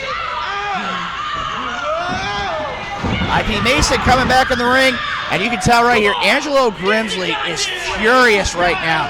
He has a lot of issues here with the actions of one IP Mason, and ooh, I can see right there, I guess it was from that kendo stick and barbed wire earlier on. And wait a minute here. What in the world is that? Looks like he's got some scissors. I don't know, but this can't bode well for IP Mason. And right there, IP Mason getting things back. Oh, and Angelo is open for business. Well, right now, as you can see there, Angelo Grimley, as you can see there, the proverbial crimson mask going on right now. He has a definite laceration here, and IP Mason is taking it to referee Funkhauser here. He's taking it to Angelo Grimley. Referee Funkhauser is definitely going to have to keep an eye on that. Again, if you look at it, Angelo Grimley, I mean, right now, he has a very noticeable amount of blood pouring from that laceration. And it looks like, the best I can tell here, it looks like a little bit over the eyebrow. And right now, this cannot bode well for either man. IP Mason, the referee checking him out. Grimley kind of keeping an eye on that cut of his own. You can tell Grimley is definitely fired up here. Well, I was going to say that Crimson Mask usually does one of two things to a person. It either wakes them up or passes them out. And right now, as we see here, Angelo Grimley, big kick to the back. And as you can see here, IP Mason, he's also having an issue with the bloodshed as well here. Looks like it's right over his, I want to say it's over his left eye. That appears so. And right now, as you can see here, whoa, what in the world? What did he just get? I can't really tell from our vantage point, Mike. I'm trying to get a better look. I can't tell exactly what it is, but definitely.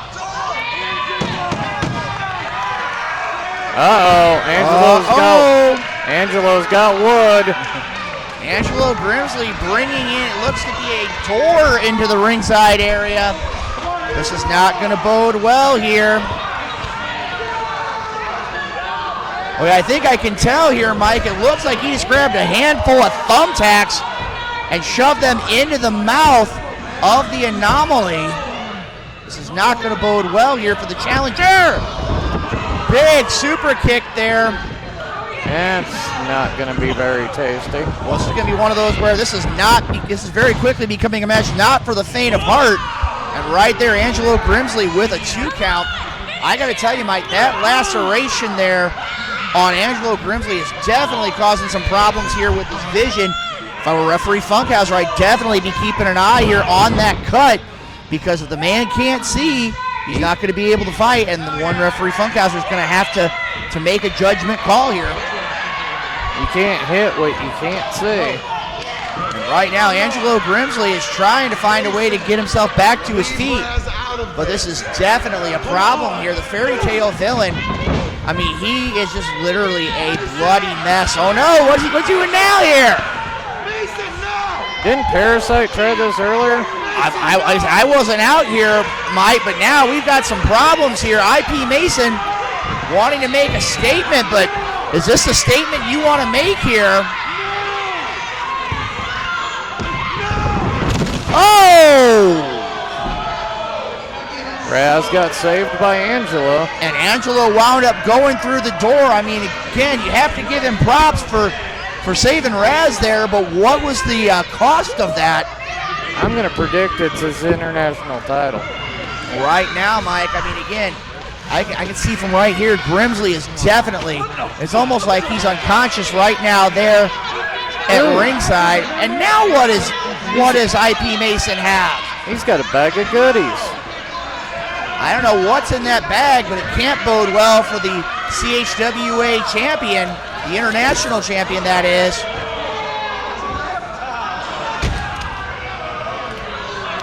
All right, he's got a definite weapon here.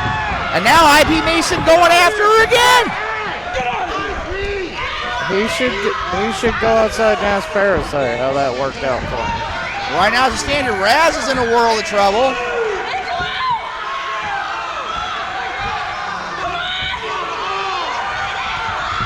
Oh, right on that laptop. Right in the center of the ring, cover. And that is a 3 count. Let's send it over to our broadcast colleague, Chris Rodell.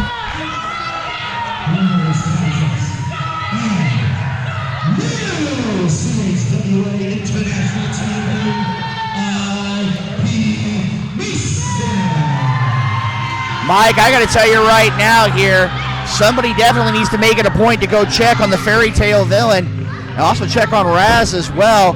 IP Mason taking it to a new level of violence here. And as you can see now, I think the reality has set in. He is now the brand new CHWA International Champion here tonight at John Holt Yo 10. Great many congratulations to IP Mason for digging down and finding that new level of violence. Well, right now as it stands here, you can see Angelo Grimley is a bloody mess here at ringside.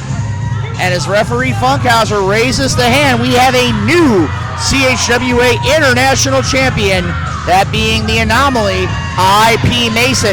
We've got plenty more action here still to come. 2 more championship matchups here tonight as a part of John Holt Yo 10 Night 2. As we see here right now, IP Mason, even though he's won the championship, he definitely has an issue here.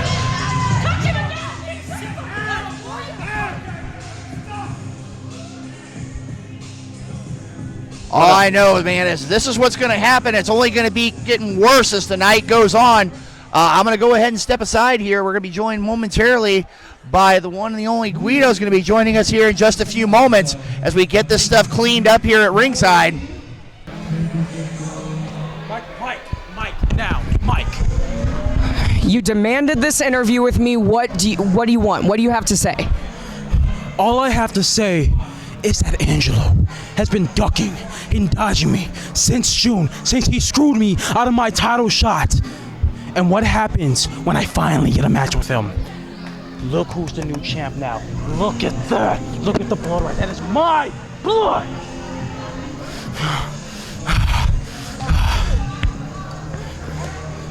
What, you don't know how to interview? Ask me a question.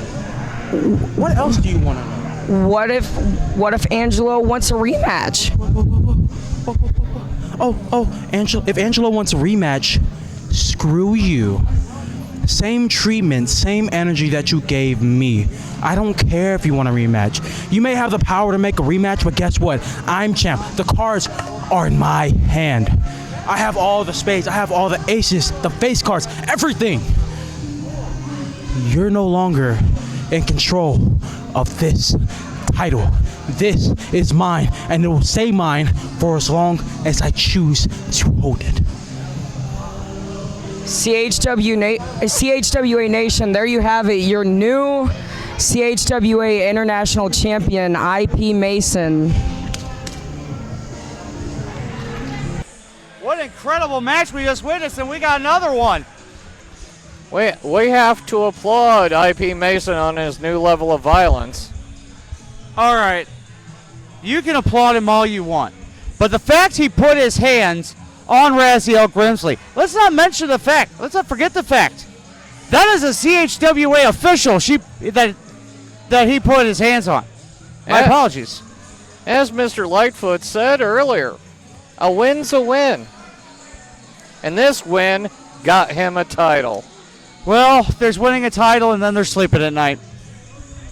I think IP Mason's going to sleep just fine, along with his glowing endorsement from the Golden Circle. I see the recruitment drive is alive and well. Yes, it is. We're recruiting everybody.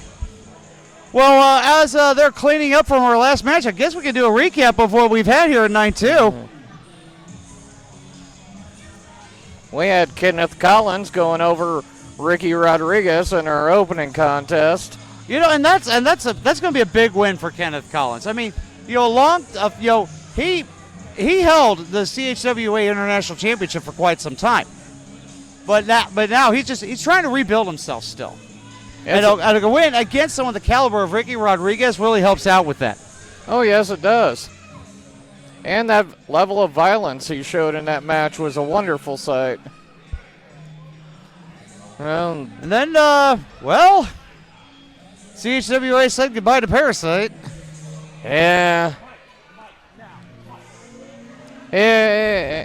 He might have taken things just a tad too far. Just a wee bit. Wee bit. Nah, Even Mr. Lightfoot couldn't understand the level he went to there to try to get what he wanted. I mean, I don't get it, but.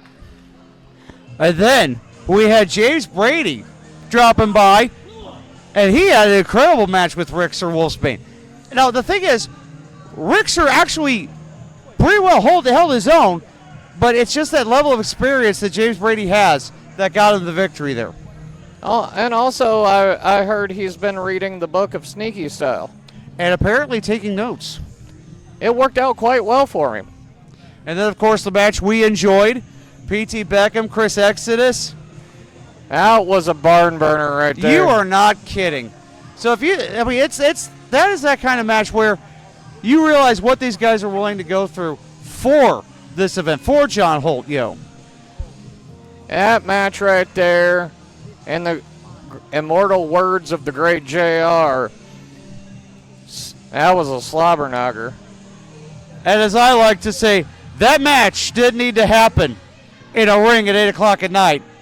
That could have happened at a Waffle House at 2 in the morning. We all know what happens at a Waffle House at 2 in the morning. Exactly. And then we had a battle royal. I mean, great showing by 15 of the top stars here at CHWA. But unfortunately, I hate saying it unfortunately, Aleister Crowe once again in line for a title shot. Aleister Crowe is going to use that one-up title as a stepping stone to get back his undisputed championship. You think he still hears the word interim in his sleep? Probably. It haunts him. Then my job is done. And then, of course, we just had this last match here. IP Mason, Angelo Grimsley. But, we saw the lengths that IP Mason was willing to go to become the international champion. He has been wanting, begging, pleading, lying, cheating, stealing, everything to get that. And he made good on this last this opportunity. Oh, you saw what he did to Maddie Monarch last month. And you saw what kind of transformation that caused in her. Exactly, but now, well, it looks like we are set to go here, Mike. Looks like we're going to send it back to our colleague, Chris Rodell.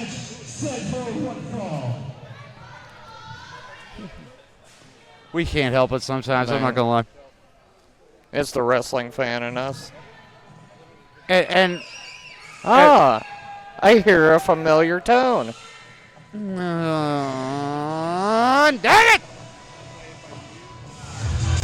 We're both quite familiar with these two, Guido.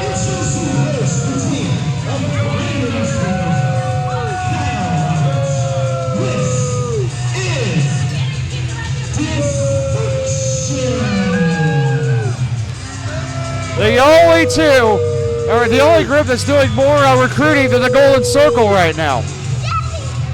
And these two are proud members of the Golden Circle. I can understand, Are they handing out business cards now? Yes, we are. No, those are Dysfunction business cards, I think. Yeah. Mr. Espinosa is just trying to tell everybody that soon CHWA is going to be a property of Dysfunction. Well, that remains to be seen. But right now, two of the most dangerous men I've ever seen in a wrestling ring. They're about ready to put hurting on two young guns. These two young guns don't stand a chance tonight. I wouldn't write off the Revolution, dude. I think Mr. Espinosa's been talking to that mask. Well, I mean, we know the old saying, youth and exuberance is no match for old age and treachery. Sometimes old age and senility.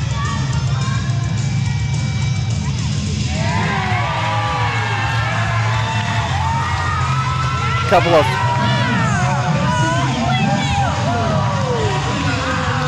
Let's go!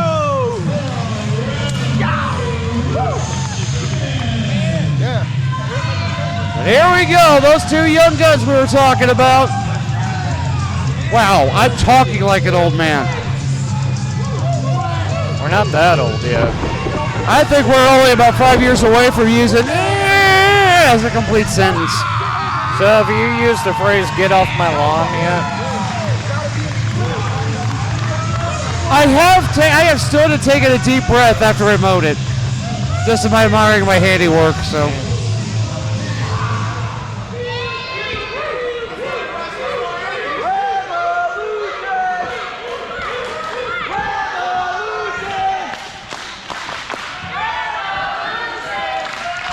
I mean, that's the thing, I can't really dog on Dysfunction. I mean, these guys have been everywhere, including OVW. I mean, it's been 1 year to the day since the release of the Netflix series Wrestlers, in which these guys are featured. That was a wonderful series. It is a wonderful series. If you get the chance, just watch it. You should join Dysfunction. The heck with Dysfunction. Just join us. Come on. You should join. The heck with your brother. Join us. Come on. Sportsmanship. Part of us. Don't worry about your brother. I agree with them.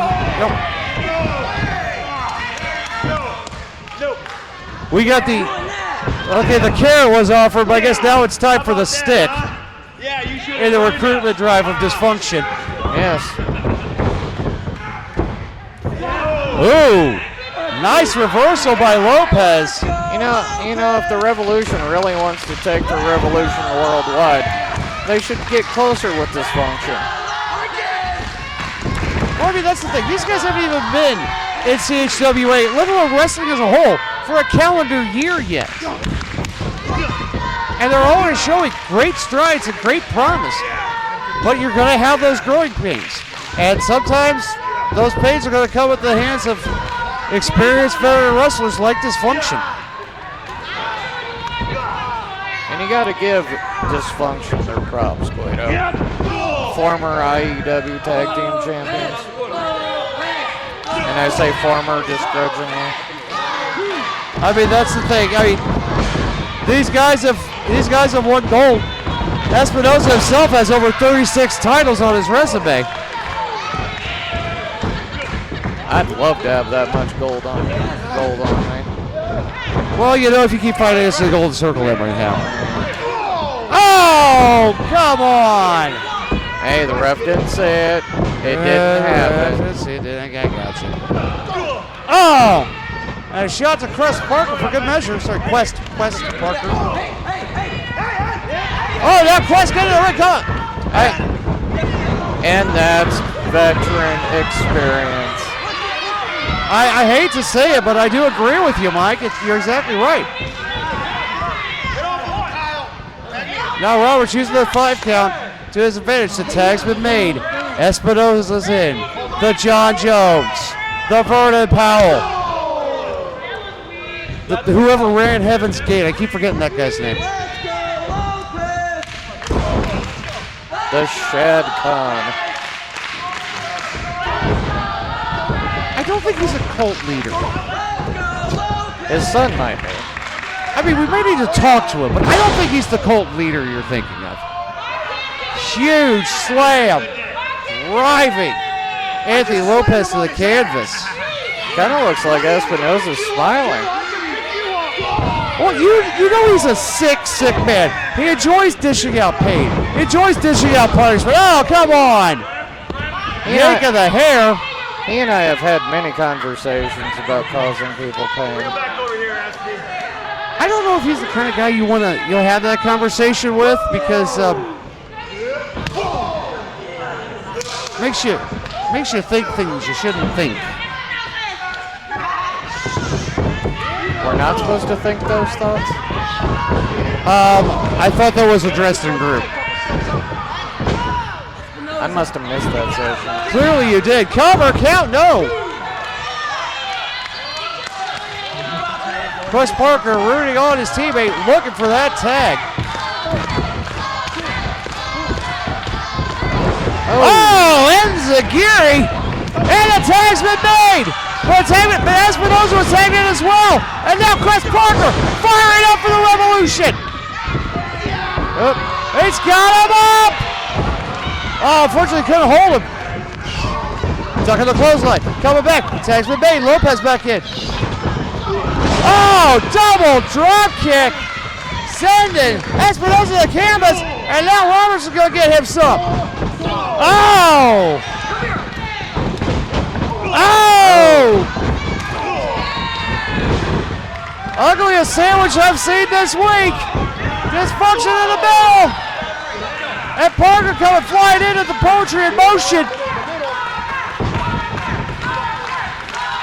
What do they got in mind? Ducking the clotheslines. Oh, but Chris Parker got caught. Lopez getting chucked to the outside. I think Chris Parker's in for a world of pain now. You ain't kidding. Get up there. I don't know what he said. I don't think we can repeat it. Probably not.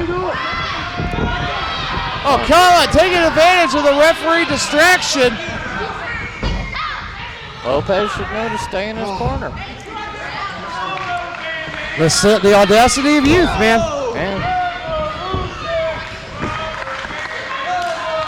Tag's been made. Kyle Roberts back in. These two are a well-oiled machine. Like perfectly in sync. And it hurts me to see it. It really does hurt me to see it. Tag's been made. No, your other broadcast partner, he doesn't have a problem saying it either. Oh, he's got problems. Saying things about dastardly rapscallions isn't one of them. And I'm using the term rapscallion because I can't say what I want to say. I never stopped you on your podcast. So. Yeah, there's different rules there. See, here I'm under contract. I gotta be nice. We're supposed to be nice? I must have missed that memo. You missed a lot of memos. This is why we should Oh, Lord. He's laughing. He's got a wonderful laugh. Yes, I'm sure it warms children's hearts, but at opponents, I think it might be a little unsettling. I can frankly tell you, my son loves Brandon Espinosa. All right. Dude beating dudes with other dudes. That's a lot of dudes. Cover! Almost forgot there, Roberts was the legal man. I think the referee almost forgot it too. It might have been that momentary slip up that, if it wasn't for that, Dysfunction would be walking out of here with the winner's share of the purse. It's like Chris Parker's punches have no effect. I think all the steam's going right out of Quest Parker's engine. You can't afford that at this stage of the game, dude. You got to dig down deep. Hit that second gear. He's got to be the little engine that could. He's got to be a little engine to whoop some. You can't say that either. Well, oh, miss with the ends of Geary. Oh, kicked him up, but Espinosa pulling Anthony Lopez off the ring apron. And again, experience wins out. Hard right hand for good measure. As Kyle Roberts wails away on Quest Parker. And if you look over here to our side, Guido, Mr. Lopez was trying to taste the guardrail. Why could not taste good? I mean, we don't season that thing. Puts a little iron in his diet.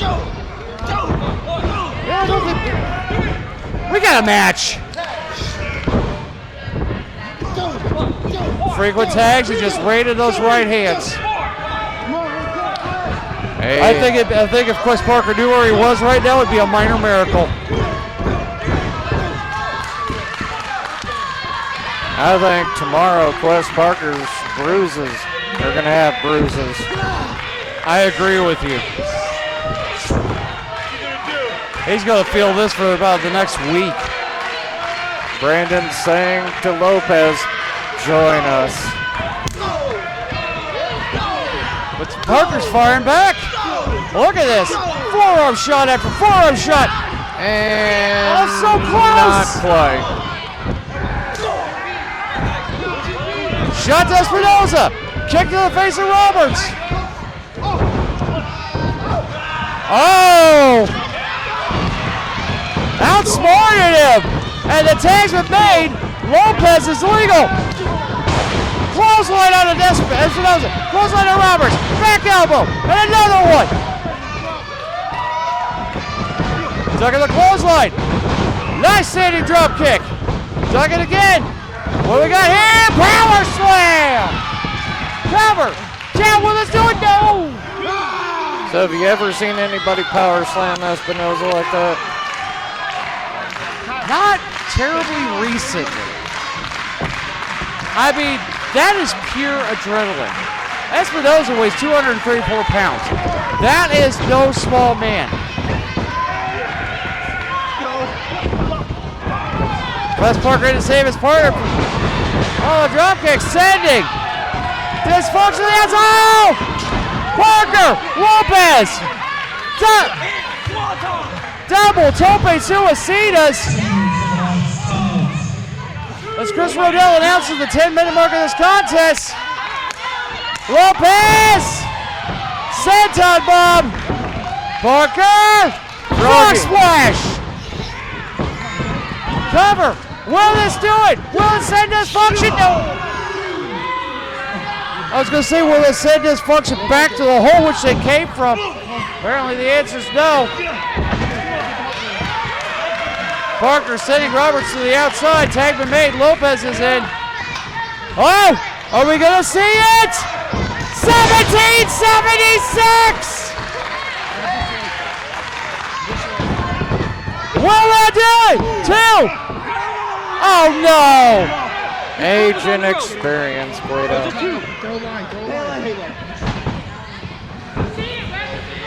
Roberts getting that foot of Espinoza on the rim. Pele by Roberts. Enzagiri by Parker.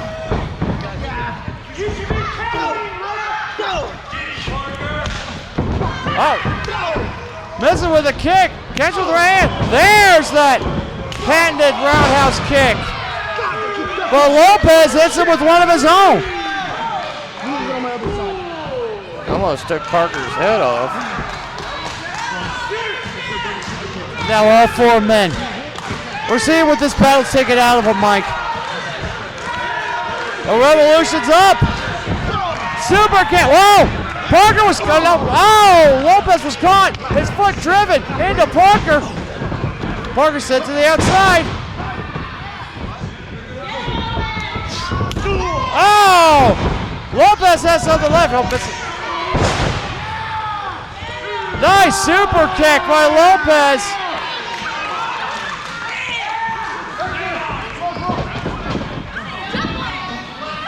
Wait, what has he got in mind?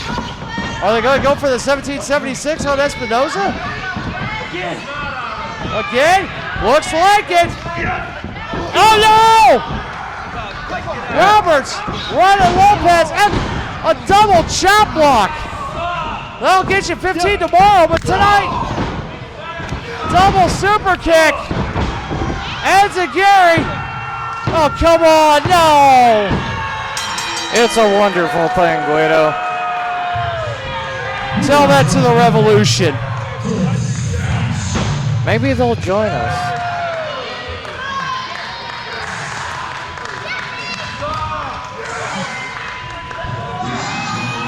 I'm sorry, I mean, we gotta catch our breath here. That was a non-stop match. I mean, you've got to give credit to the Revolution. The 1776 should have done it. But again, youth and exuberance versus old age and treachery. It'll get you every time. Somewhere down the line, these two young men are going to have an impressive victory. I want to say sometime soon they can even be the CHWA Tag Team Champions. But then you have nice leg tonight, which you got to chalk it up as a learning experience. And you know, as much as I hate to say it, but this match right here should put the Junkies of Fame on notice. If I were them, I would be clutching those titles tight. As Dysfunction, what are you doing? Well, unfortunately, this is going to be the it for me tonight for John Holt Yo Night 2. It's been a pleasure, Guido. Well, I want to thank you all for tuning in, allowing me to be a part of this evening, a part of your experience. Mike, as always, it's a pleasure.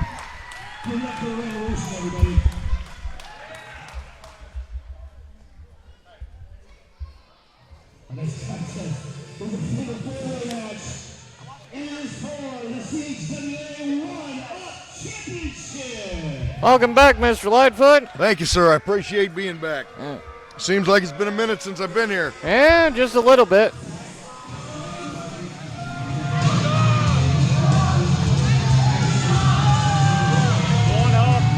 Coming to the ring now, one of my favorite competitors, the Switchblade, Garrett Shanks.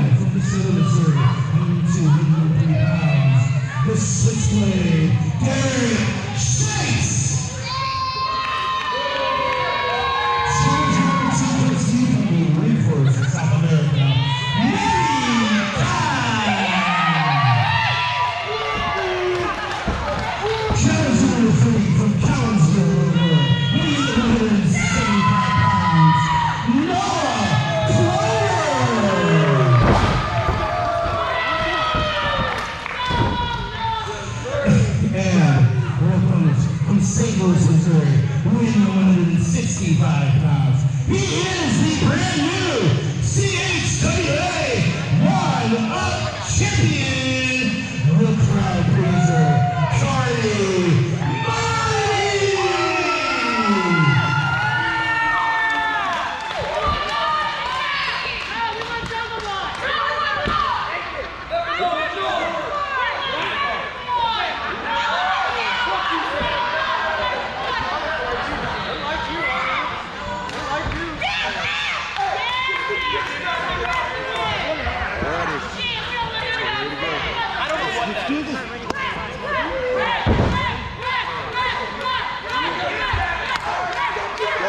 Ring that bell!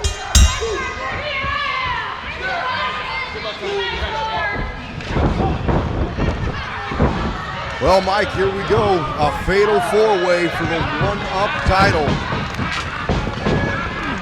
This is going to be non-stop action, especially with 3 high flyers on this one. Exactly. And that doesn't mean that Garrett Shanks can't come off his feet, because I have seen it in the past. But these are 4 amazing, young, hungry competitors. This can go either way. Noah with a suicide dive. No, that's a Palancha. Suicide is through the middle. He did a Palancha over the top. Beautifully executed.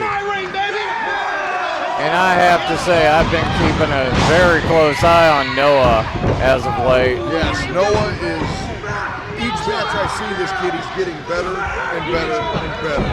And I have to say, since he lost his tag team championship and started wrestling more singles matches, he's improved even more.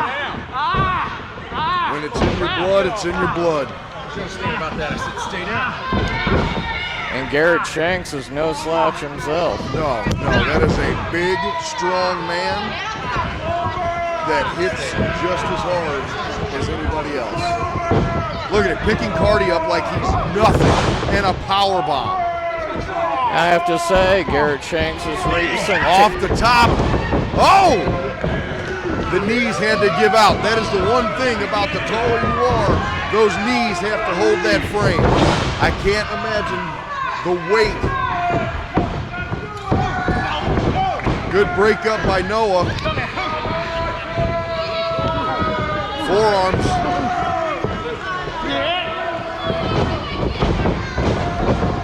Up and over, buddy caught him.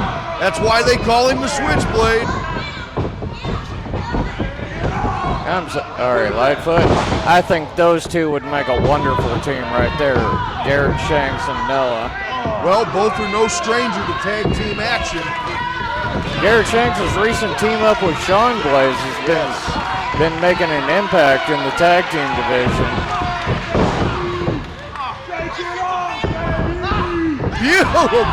Wow! Take us back to the Matrix? Wow!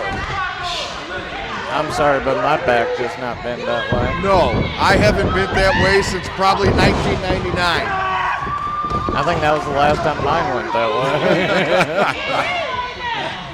You know what's wild is half the roster here wasn't even born then. Oh, beautiful stinger splash in the corner, followed up by a tilt-a-whirl DDT. That was textbook and beautiful. Noah with a springboard drop kick, missile on top of that. That was impressive. More than half this roster couldn't say they watched Savage Steamboat live either. This is very true. Beautiful maneuver. Switchblade with Cardi. Oh, right into the post. That's not going to taste good. No, the bigger they are, the harder they fall. And when steel's involved, it makes it that much easier. Oh, kick blocked. Oh, he's biting the forehead. Kind of a dirty tactic. Beautiful moonsault by Cardi Marty. That is why that young man is a champion. Ring the bell, that's it.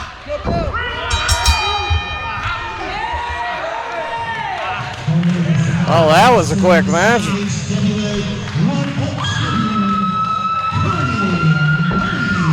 That was impressive.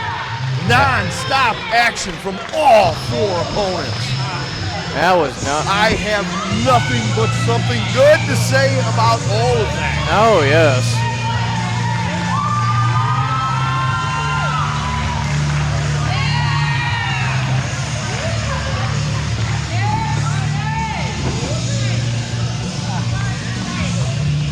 The amazing display of athleticism that we've seen tonight at John Holt 10. Wow. I can't say enough about it. And I hate to say this, but I'm also honored to say this. I'm going to step away from this booth for the rest of the night. So this is goodbye from Mike Midas for John Holt Yo. But I'm going to leave it up to 2 Hall of Famers. Thank you, sir. Thank you.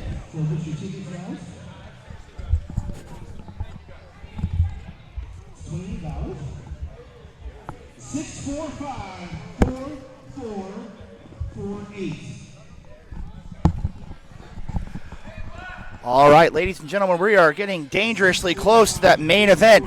And yes, your screen is correct. You have 2 Hall of Famers, the brand new CHWA Hall of Famer, the Native Nightmare, Jeremy Lightfoot. Luke Roberts here calling commentary. And Jeremy, I got to tell you, tonight's matchup, normally both you and I would need a lot of notes about both of the competitors.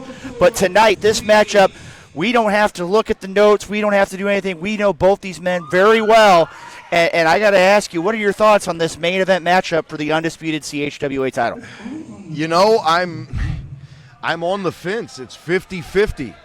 Makazi, 26 years of experience, 26 years of getting into people's heads, and you cannot deny that he hasn't gotten into Dragon's Guild's head, and he knew that he got in there.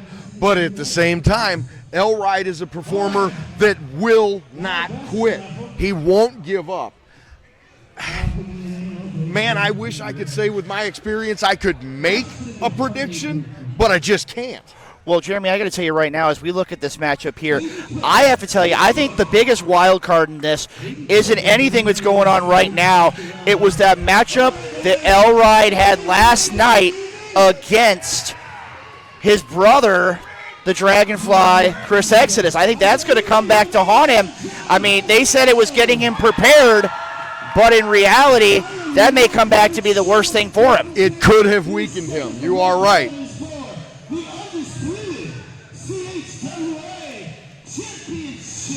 You know, one man, Jeremy, I definitely don't envy is the referee in this matchup, Freddie Jack Funkhauser. I mean, no. It's one of those where, again, if we're going to have an undisputed CHWA championship matchup here at John Holt Yo, that is the man that needs to be inside the four-sided ring.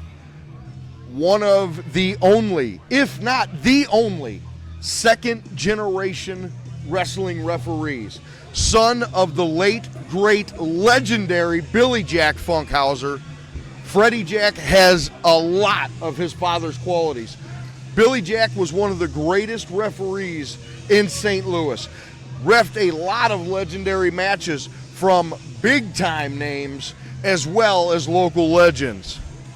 Well, right now here, I mean, again, we're going to have an opportunity to see the challenger making his way to the ring. And as you see here, Elride, the one-man zoo.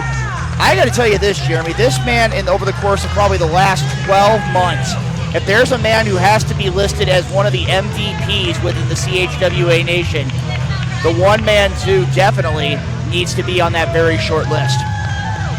You know, I'll tell you the truth.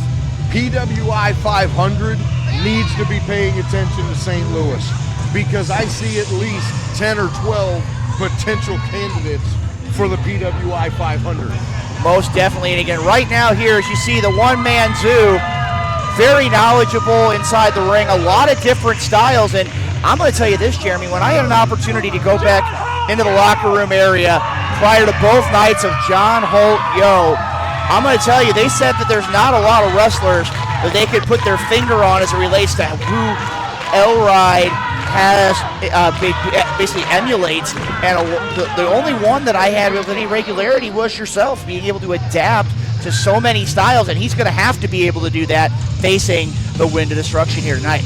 Well, that's just it. he takes, just like the animal instinct, he isn't just one animal. Just like that with wrestling, he takes something from everybody and Frankensteins it into his motivation. And here comes the one that might be able to cut that in half. Makazi, the wind of destruction. A man, Jeremy, who you're no stranger to. The man has basically faced everybody. A man, whether you like him or not, a man who is going to be a Hall of Famer. I mean, he has held championships all across the Midwest. His pedigree list as a who's who of professional wrestling. And right now, if anybody has to be on their A game tonight to even have a chance of winning the undisputed CHWA championship, one mistake from Elride could be his last. Makazi will capitalize on any of those mistakes. On top of all his accolades, to be the longest reigning NWA champion. I mean, the National Wrestling Alliance, and he held the title the longest. You can't take that away from the man, no matter how dangerous. I mean, I'm speechless. This match is going to be crazy. Well, right now, as you see here, definitely taking time out for his fans. And again, you notice a lot of sarcasm there. Makazi has a lot of pent-up aggression, I guess would be the best way to put it. Well, you know, he's going around telling everybody the truth. He's number one. He just happens to keep using the wrong finger while he's telling them that he's number one. Very true, Jeremy. And like I said, right now the fans are taking exception to Makazi. But one thing you can't take exception to is that beautiful championship belt that's on his shoulder right now, and he is at the top of the mountain here in the CHWA. Well, that's one thing that Makazi knows that anybody that's ever held that gold knows. When you get to the top of that mountain, it feels amazing, but you also know that that plateau is very thin, and everybody is going to knock you off the top of it. Introducing first the challenger from the red, weighing at 220 pounds, the one-man zoo, Elride. All right, you hear the introduction for the challenger here.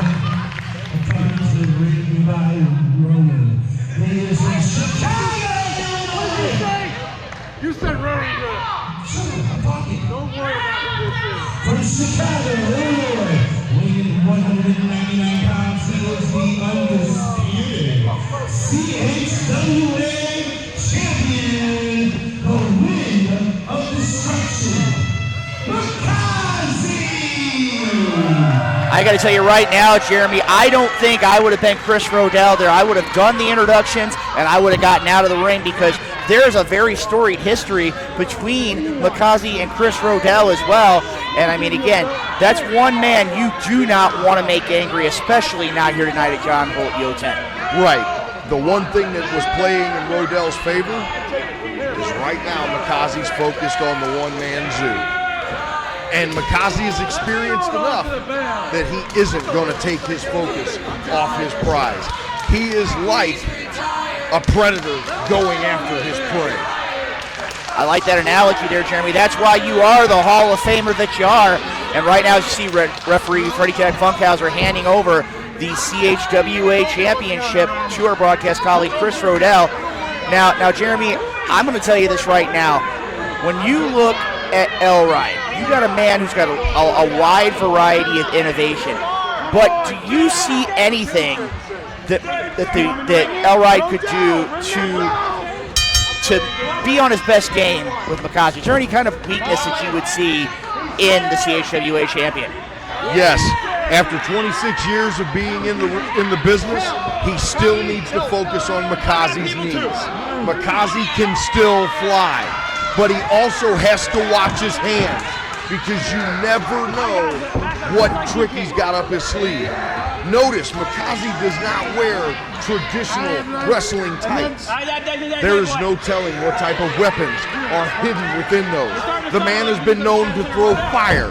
The man has been known to carry brass knuckles. Hell, at one time, the man carried a samurai sword to the ring. Well, right now, both men right here, Elride and Makazi, throw in those double underhook suplexes, and it looks like both of the seconds for now have been neutralized, and here we go. Oh! Wait a minute. Elride stopped him. That's that animal instinct. Oh, I don't care how experienced Makazi is. Those headbutts hurt. Well, I'm going to tell you right now here, Lightfoot, as you see here, this is one thing I got to say that Elride is doing right thus far. He is just bringing that smash mouth in your face, no frills wrestling style in to the Wind of Destruction Makazi. And as you said earlier, I think as this match goes on, the champion is going to have the advantage. But right now, look at what he's doing there. He's isolating a body part. He's going after that arm. It's just like you said. If you isolate a body part, that body part becomes useless over time. Yes. And right now, especially with those hands, you don't know what kind of tricks are up the sleeve of the Wind of Destruction. And right now, Elride is taking it to the CHWA champion. In any other situation, I would say focus on one body part. Elride needs to focus on the dominant side of Makazi, because not only are his hands deadly, his legs are just as deadly. Very true, and I mean, again, you know, as he brings that big forearm across the back of Elride, he's known for dropping that top rope leg drop. Yes. He's known for the blizzard suplex. Yes. He's got a lot of different suplexes in his arsenal. And again, we talked about throw and fire, samurai swords, you name it. Makazi's got a ton of weapons in his arsenal, just like that chop there that we see that he delivers on Elride. And he chops Japanese style. He doesn't swing through the chop. He makes sure he throws his body into it. That's why you hear that thud rather than a crack. And sometimes a Japanese style chop hurts 3 times more than a regular chop. And as we look at it right there, this has been a very sound strategy thus far with Makazi. And again, giving some opinions here to the fans here at the Sports Academy as a part of John Holt, One of the things, as you said, though, Jeremy, he has found a way. He's keeping Elride in the corner. He's not allowing him the opportunity as he goes to the eyes here of the challenger. No, I think he's going to the throat. I apologize, fans. But as you see right now here, he's keeping Elride in the corner. If you can't get out, you can't move. You can't run. You can't fight. And right now, Elride is in a world of trouble here early on. Well, another thing you'll notice is while he's taking his breath away with choking and chopping and going for the abdomen, that is when Makazi is taking his breaks. And that is one thing I've noticed that a lot of the younger generation ignore. Makazi will not take a breath if he knows that his opponent is still able to breathe. Because that's one factor in wrestling. You can't breathe when they're breathing. Well, right now, as you see here, as we're going through this here, as what's going on here, he's got him pinned down here. He's got him taken care of, and he's focusing on the. He's now focusing on the arm, and like you were saying, it's one of those where he's also focusing on the idea of he's compressing that neck. He's making it a point to push the neck down, and if you push the neck down, you're closing off that windpipe. You're making it very hard to breathe, and you're also putting your body weight on the man. And right now, Elride having to carry his weight and Makazi's, that is not going to bode well for the challenger. And this is typical Makazi, and he, like you were saying, he's taking his time, he's soaking it in, but he's going right back to bringing the fight to Elride. And where in the world is he going with the challenger? Right now, he's got him stuck in the tree of woe. And on top of that, bear in mind, Elride wrestles barefoot. So not only is he being disoriented from being hung upside down, his feet are locked onto that metal. I can't imagine that felt good. Well, right now we've been joined by the CHWA One-Up champion, Cardi Marty, a man who won the CHWA One-Up championship last night. And I believe the rule says that as you are the CHWA One-Up champion, you can go out there and call for, wait a minute here now.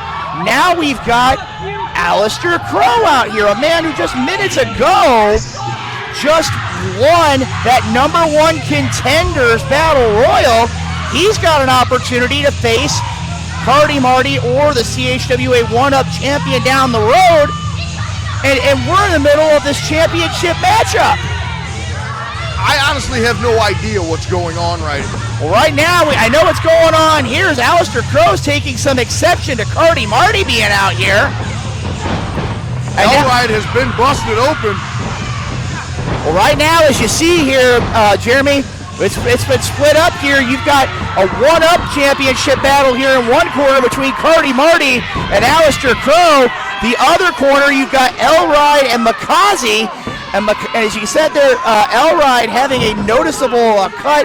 Looks like a laceration. Can't really tell exactly where. He has been split open. It looks to be above. It's right in the center. Oh! Big I'll tell shot. you what, we won't be able to see it, but I guarantee you Makazi's bleeding from the nose on that one. Right now, as you see here, I mean... What is going on? I don't know what in the world's going on here. We've got a heavyweight championship match, an undisputed championship match. We've got the 1-Up champion out here, and now we got Big Daddy Dion. What in the world is going on here? I mean, again, Dion was successful last night in that I Quit matchup. I mean, what in the world is going to happen here next, Jeremy?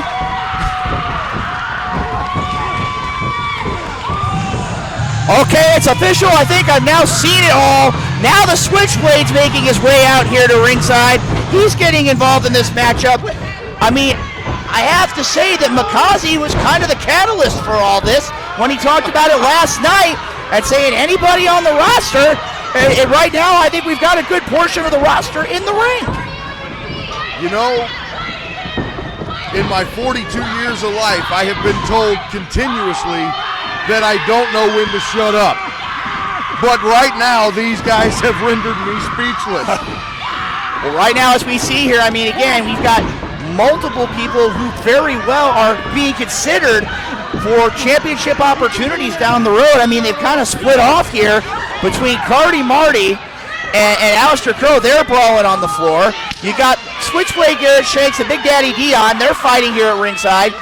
And the whole time this is going on, Elride and Makazi, I don't know where he's going. I have no clue what's going on here. I mean, I've had an opportunity. I've been looking here at ringside. Some of our colleagues who've been here calling the action most of the evening with us, they're just sitting here in amazement just like we are. And now that we have some semblance of order, and you have to credit the referee Freddie Jack Funkhauser here, because again, the way that this was set up early on in, yesterday is basically anybody that's anybody could be coming out here. And this is not good. I'll tell you, he is lacerated really bad right out here in front of us. Well, I'm going to tell you right now, Lightfoot, this is not a good opportunity here for us. I mean, we're in a pretty safe spot, but I mean, God, again, I hope we are. These two men right here are dangerously close to where we are. This is not going to bode well, and as we can tell right here, I'm hoping right now they're out of our camera shot here, but I know that Makazi is dragging Elride around by the hair. You might be able to see him here at the very corner of your screen. They're making their way around ringside here. They're now on the far side in the crowd. And Jeremy, I got to tell you, you've been in many a match. You've been in many of a match. This one being outside the ring, this is not going to bode well for the challenger. No, Chris Rodell said it best. We can't see it, but damn did we hear it. Wow.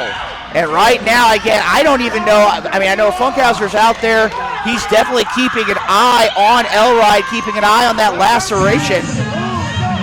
All you fans that want to say what we do is entertainment, I want you to go to a street corner outside and grab a stop sign.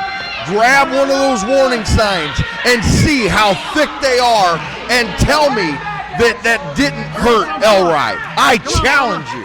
Well, Jeremy, I'm going to tell you right now here as we see what's going on. Makazi, and look at that. Elride has still got some fight in him, bringing those shots. And look at Makazi's head whipped back. These men are brawling all over the Sports Academy. Here's a part of John Holt, and look at those Those boards are bouncing back and forth after Elride bounces Makazi's head off the boards here at ringside. This is incredible. This is a hell of a way to close CHWA 10. And right now, as you can see here, Jeremy, I got to tell you, the one thing that's going to be a negative here, and even though Elride looks to be in control here on the Wind of Destruction, is he's got to find a way to get him back here in the ring. That is my understanding, is the pinfall has to occur inside the squared circle, and right now these two men are brawling. They're, again, I think you can see him now here on our camera. We can see him over there. I can see him better here than I can over there. Like I said, the crowd is basically out there. We've got our camera. Oh! And Elride depositing Makazi in the bleachers over there on that side of the ring. Those bleachers do not move. Well, right now, Elride looks like he's going to be kicking it up here in another gear. And again, this is one of the things here. You can't get too overconfident. I know he's fired up. I know he knows the importance of this matchup. Had an opportunity to speak with him earlier today on the Wrestle Talk podcast. And he told us that he was getting himself psyched up, but he was also getting in that place to where he knew what he was doing. The fans scurrying for safety.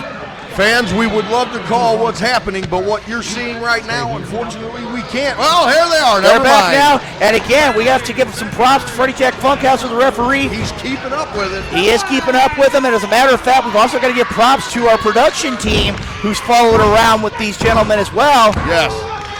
Looks like he's going for a kata there, trying to get himself fired up. Elride picking him up. Oh, Samoan drop. Big Samoan drop there. Cover. And Makazi kicks out. Kicks out. Kicked out at 2. I mean, again, you gotta give respect to the CHWA Undisputed Champion. He's been on his game here tonight as part of John Holt Yo. A professional athlete can dig deep, but a champion has a pit that is a lot deeper, and Makazi is bottoming it out right now. Right now, as you can see here, Elride, he tried to catch it once. He was successful. Didn't catch it that time. I can imagine that right now Elride is wishing that he was channeling a dog that was neutered. Okay, what's going on? IP Mason, what is up? It's like everybody has an opportunity here.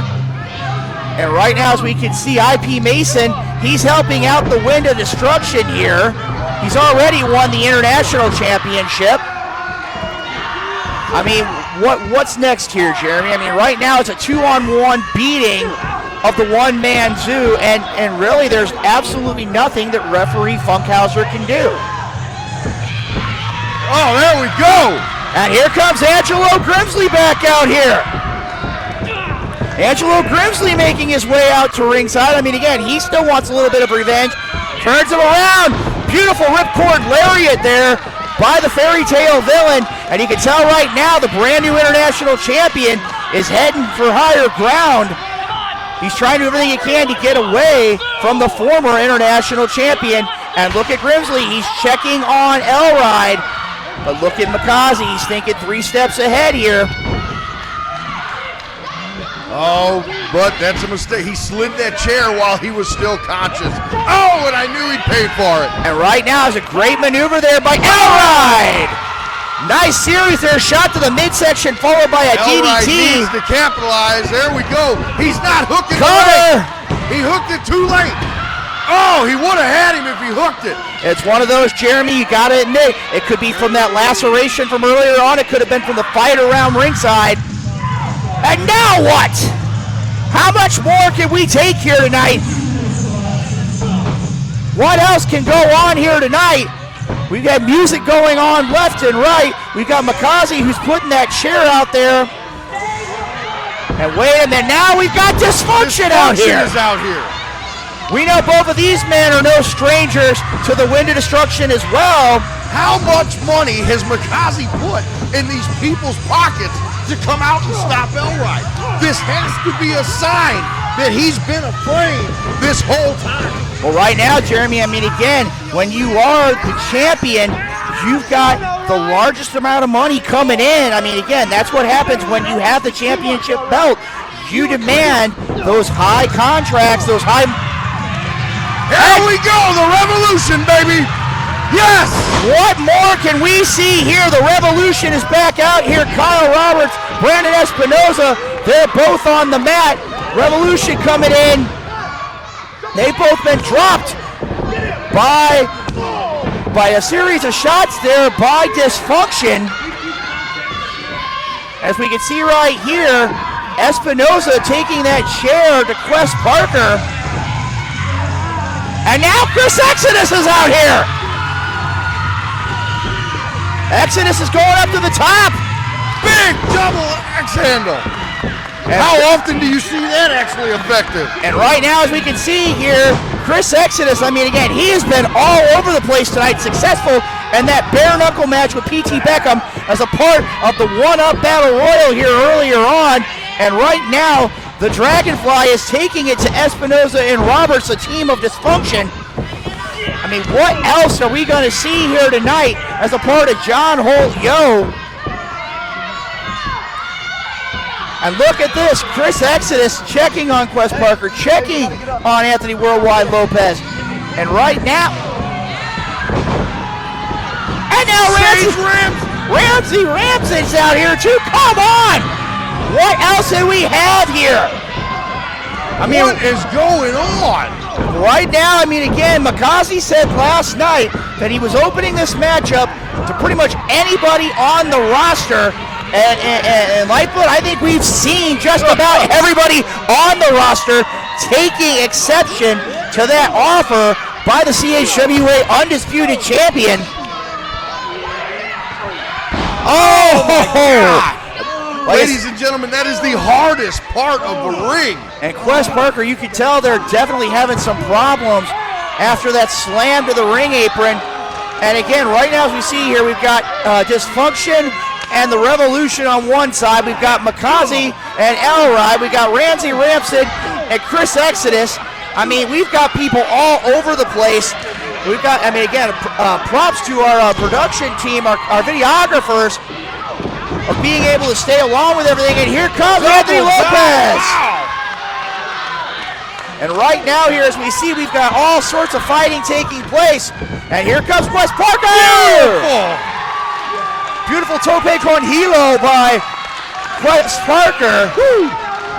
Jeremy, I got to tell you right now, there's so much action going on here. We've got fighting. I'm having more fun watching, I'm telling you. Right now, we've got fighting outside the ring. We've got to fight inside the ring. As you can see here, Makazi, as this match is going on, we got to be pushing at least 15, maybe even 20 minutes.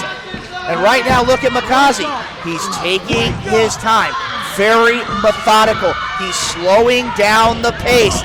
And right now, it looks like Elride is pretty much at the end of the line. Well, he's out of breath. He's lost a lot of blood.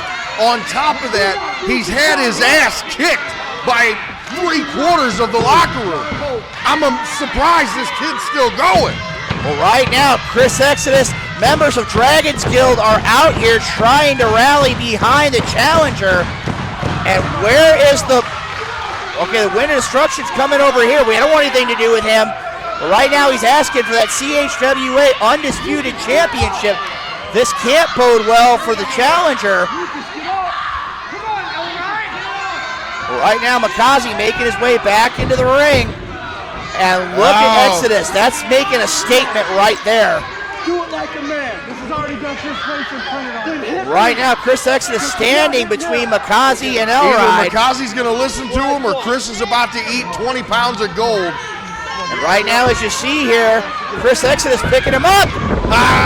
And he took one for the Elride. I mean, again, that's one of those friendship at its toughest degree. He took one for Elride, and right now, Elride is fired up. And Elride is kicking it into yet another gear. He is taking the fight to the CHWA Undisputed Champion. And it looks like Makazi doesn't know what in the world to do right now, Lightfoot. No, Elride has gained his second win. and he's on fire. Starlight kick, a tribute to his brother. And right now, can we see a cover? There it is. There you go, ladies and gentlemen. Let's go ahead and send it to Chris Rodell for the announcement.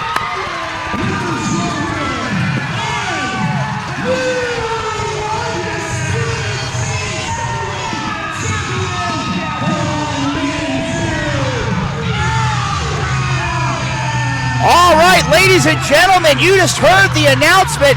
The brand new CHWA Undisputed Champion, the one-man zoo L-Ride. And you can see the celebration taking place inside the ring. Dragons Guild joining their brother as now the new CHWA Undisputed Champion. Wow. You got to give the man props, Jeremy. He did not let Makazi have an inch in this matchup. And again, as you see right there, he's holding up the CHWA Undisputed Championship belt. And again, I got to tell you, I think that Chris Exodus is going to be owed a very big debt of gratitude by L-Ride taking that belt shot from now the former champion in order for L-Ride to capitalize and win that championship belt. That man brought a whole new meaning to running the gauntlet and survive. Very true, Jeremy. Like I said, we're going to give him an opportunity here. As you see right now, the brand new CHWA Undisputed Champion raising his championship belt to the CHWA Nation.